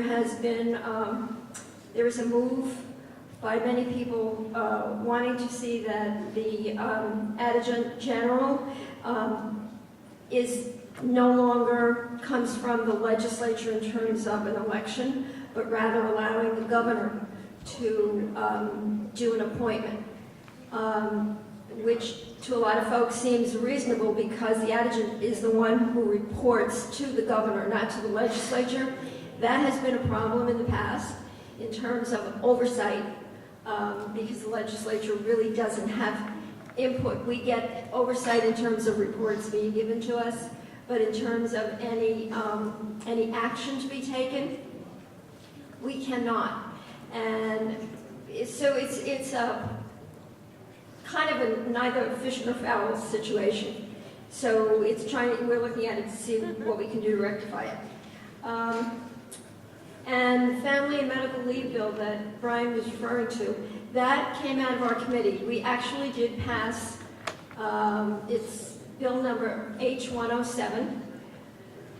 That got discussed and passed out of committee before the governor's bill was sent to us. There was a backlog of why we never got that information, although we generally knew about it. And at any rate, 107 was passed out of committee on a 9-1 vote, and we will be taking up the governor's bill and see what will happen with that. The way it goes, it's in my estimation, it's a whole lot better, because under 107, the state would start from scratch, getting the programming done, setting up all the technology, overseeing, making sure that there are reserve monies put in place. And under that, if the reserve fund should run short, it falls on the state. It falls on the taxpayers to make up that short amount. So it's very risky in that regard, and it puts the taxpayers on the hook again. The governor's plan basically says, we're going to put this out to bid, we'll get the insurance company that has the best terms, The insurance company itself will oversee it and run it, and the premiums will be set. And so that's all we know at this point. We don't have any figures on this in terms of the 107 bill. We've been told it could run anywhere from $5 million to $80 million, just in terms of setting it up. And I don't know about you folks, I've not really been impressed with a lot of the IT work that has been done on newer programs that have come into the state. They've turned out to be rather costly. So we'll have to wait and see how all of this shakes out. I did have a conversation with the administration regarding where we would get the most accurate figures for this program. And I feel very strongly we need an actuarial person to look at both the governor's plan and H107, which has now been passed to the Senate. They have not taken it up, and then hopefully they will not, and they will allow some time for the governor's proposal to come through and be discussed and digested. And we've been in 8 weeks, and we've taken a lot of testimony on these different areas, but outside of 107, we haven't passed anything else out of our committee. So we'll keep you posted. And of course, you can all reach me through the State House legislative account. So if you have any issues or want any further information on any of these areas with bills that we are looking at, please don't hesitate to contact me. Thank you.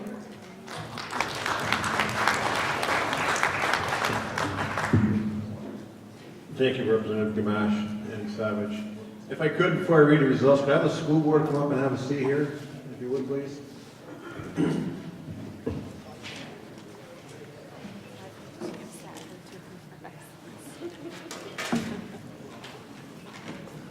Got this.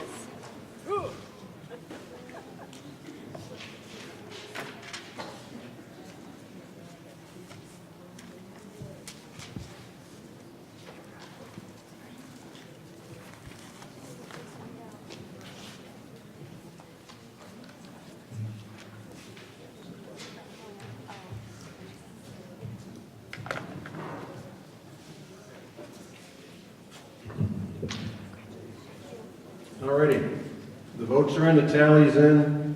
There was a total of 92 votes cast. In favor of the article was 58. Opposed was 34, so Article 10 passes as written.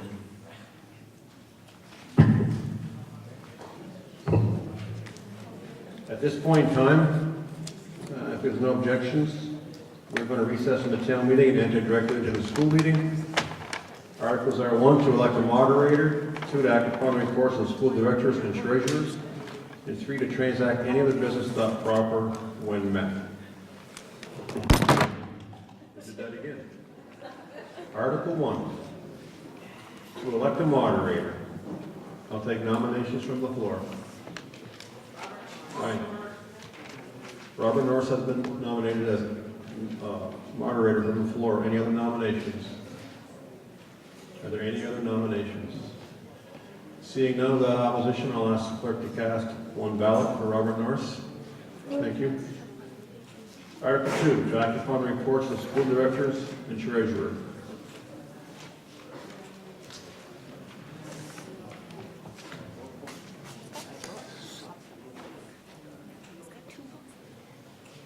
Okay, at this point in time, I'm going to just simply turn it over to Julia and the rest of the school board directors, and they can address any questions or concerns you have.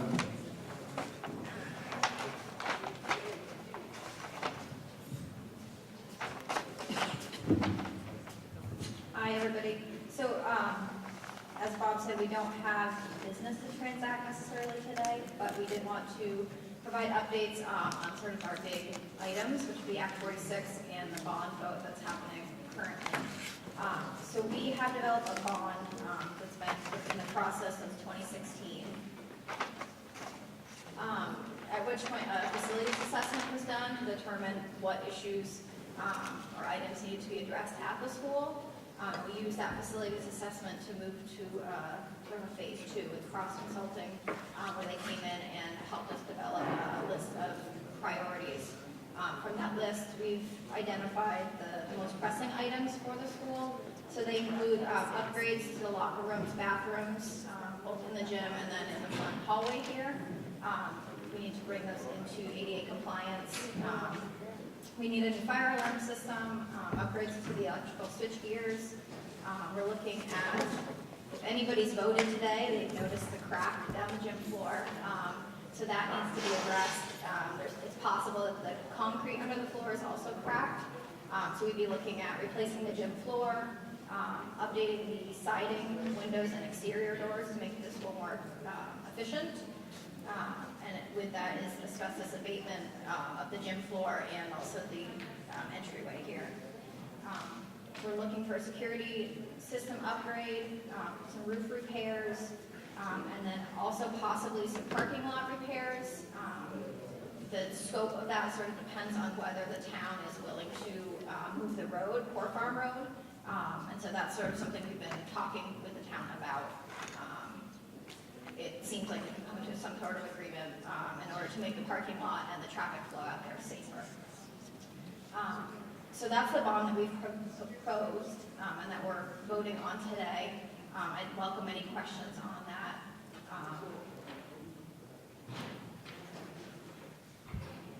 Since you're going through the school merger, if I understand correctly, assume that the merger goes through,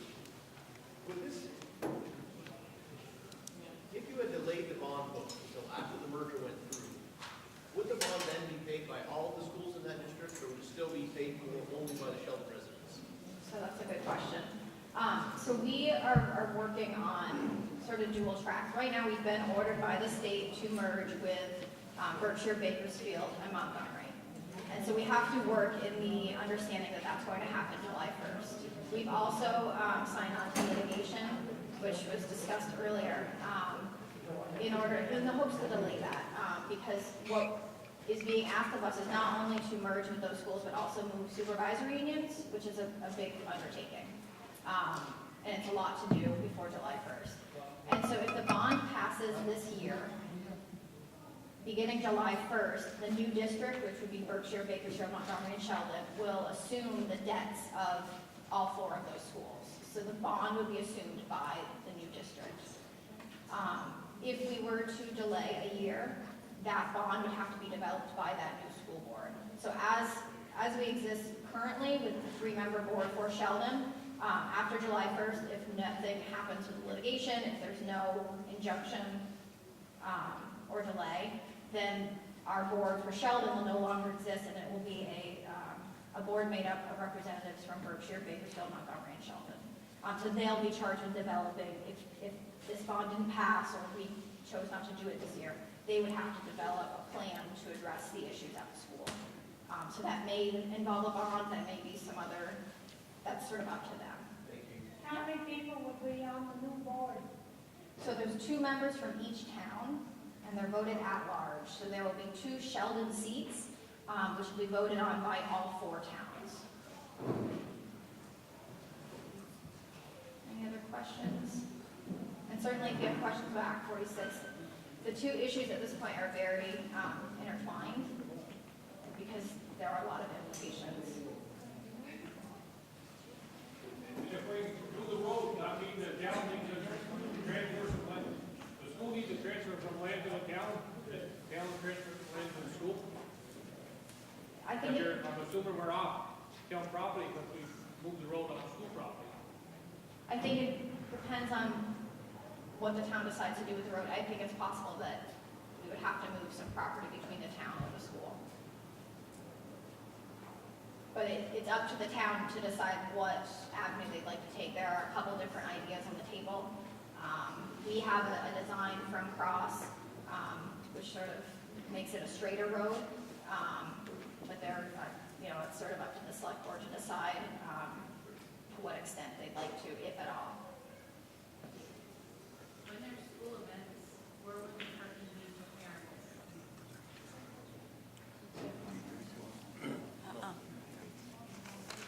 So the The design that we have from Cross will add parking spaces up top. The goal, of course, would be to move all the parking on one side of Poor Farm Road and not have to use the lower lot.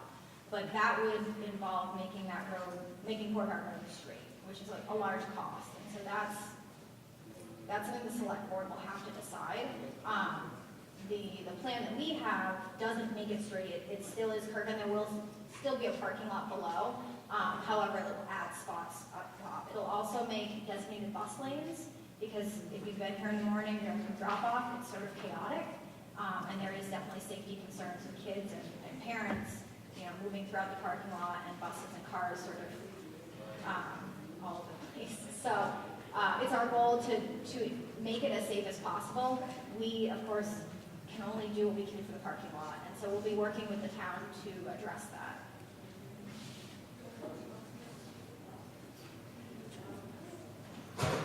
Think real briefly, you said that it could be assumed by all the other that those districts will have to come pay for that bond. Now, are you aware of any of those other schools looking at any large capital improvements or expenses in their future? Not to my knowledge. I mean, Berkshire passed the bond a few years back. I think Montgomery School is fairly new. So just what I know of those schools, I know 2 of those schools have addressed some capital improvements in the past. Julie, I have a question. Would the Sheldon Forest be included separate from the school? I think the school owns that property now. Is there a way the town can take that on their own and leave it separate from the school so we don't lose that? I believe as it stands now, it's school property. July 1st, it will transfer to the new district. So the town, I'm not sure about splitting out that property prior to that merger.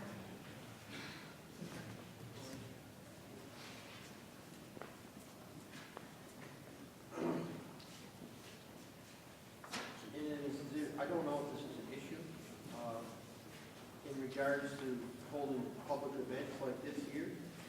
If we go to that, is that going to be an issue? Retaining the rights to this, to assemble here for town meeting. I wouldn't anticipate that being an issue.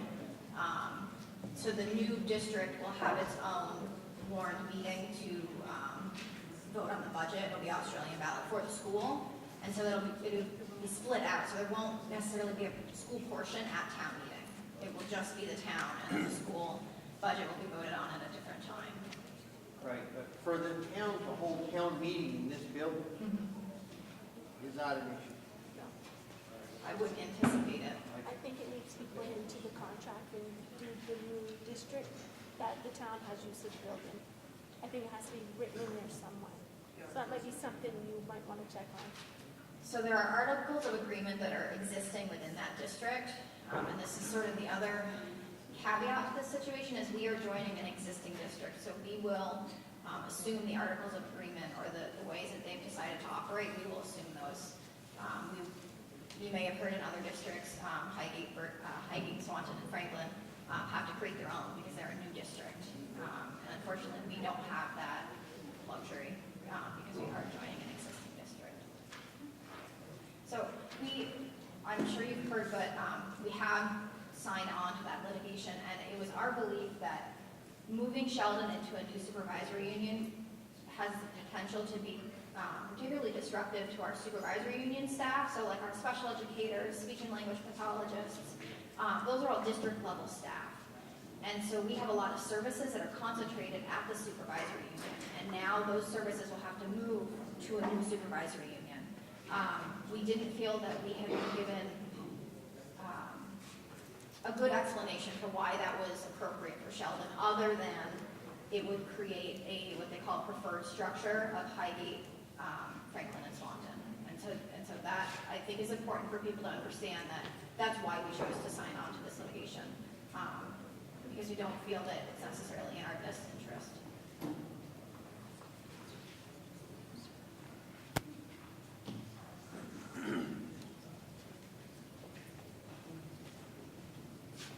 Thank you, Julia.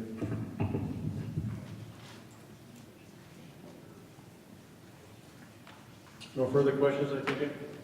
Actually, Article 2, to act upon reports of school directors and treasurers, which is an informational type thing. We're acting upon the business by doing the Australian ballot on the bond bill. That's the thing we have as far as the school is concerned.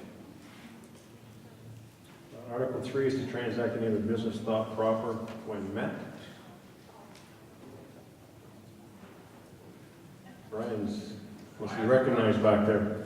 I have a question, the same question been asked at the school board meeting. Has something been done with the sewer billing?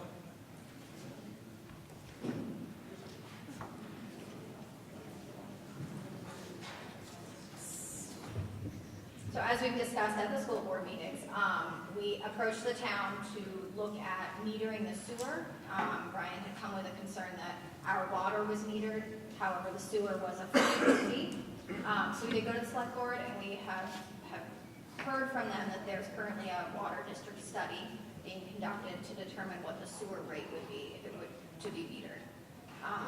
So that's current. They're going through that right now, and expect to come with a rate based on that study. They did indicate that they would not be changing those rates at this time until they had the data from the study, so they didn't have to change it multiple times.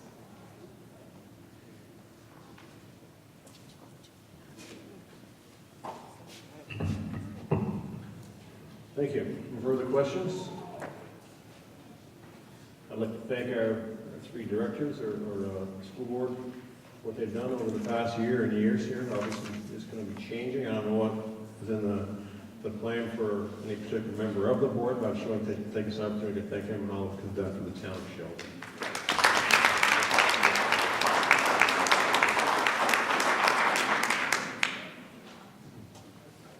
I would just like to add just one more thing. If we are merged, which is sort of the path that we're going down right now, there will be 2 open seats on that board, and it's not guaranteed to anybody on this board. So if you are interested in running for the school board, please keep that in mind. Pay attention to the minutes, and anything that comes out on Facebook. We have a very active school Facebook page, which I'm sure will be posted once those meetings are scheduled. So please continue to be active members of the school board. It will be even more important if we are put into a position. Yeah, she got home.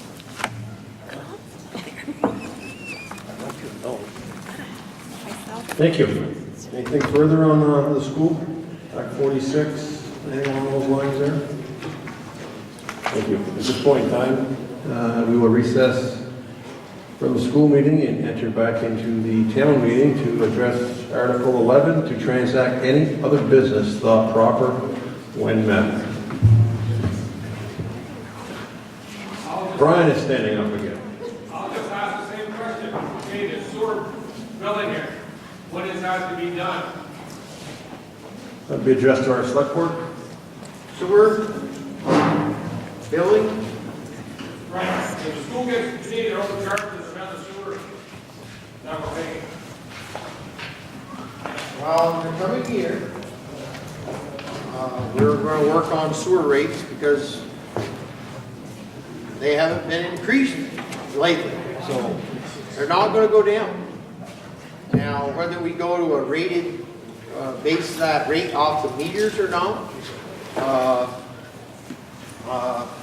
can't say that right now. But we're going to take the information that we have for water usage and try to apply that to create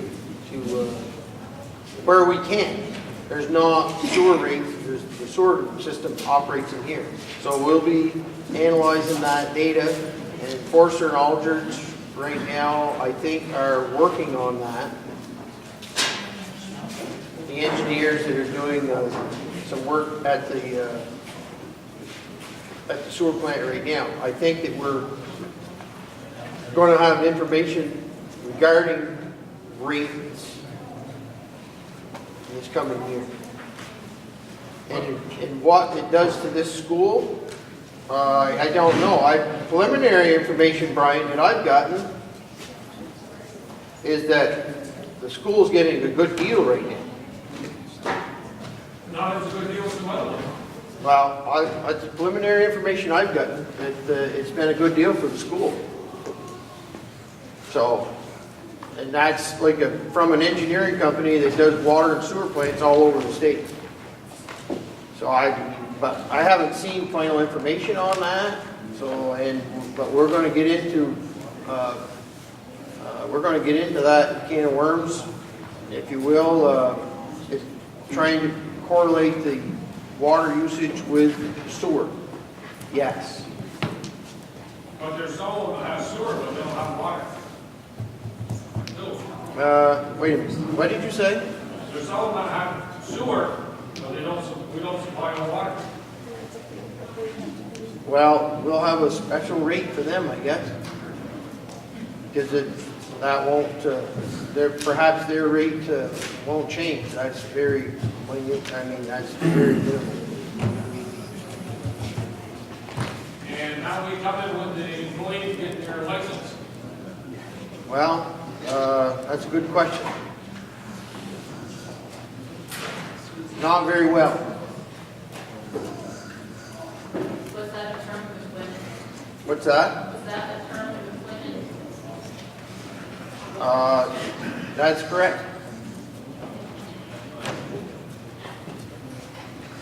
Because today we have one that had a license, he got rid of it. Or he No. He resigned. But he had a license, I'm thinking we could. That's right, Brian. Could you just clarify what you're talking about for people in here that don't know what you're talking about? I have no idea what you're talking about. Okay, what Brian is alluding to, or what he's speaking about, is the town operates a water system. No, I'm talking about the employees and their license. Okay, that's what I'm talking about.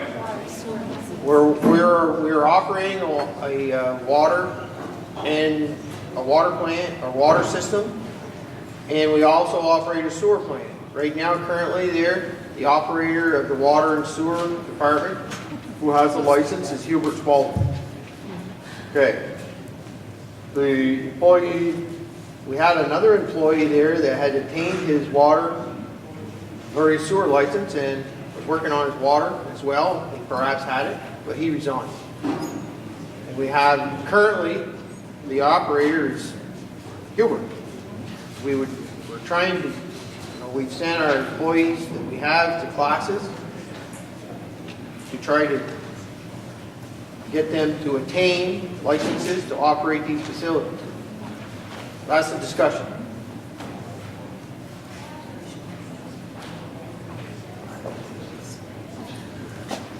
Anything further? Seeing nothing further, I want to thank you all for being at your 2019-2018 town meeting. It's been a pleasure. I look forward to next year. I entertain a motion to adjourn. Seconded. All in favor? Aye. Opposed? Thank you.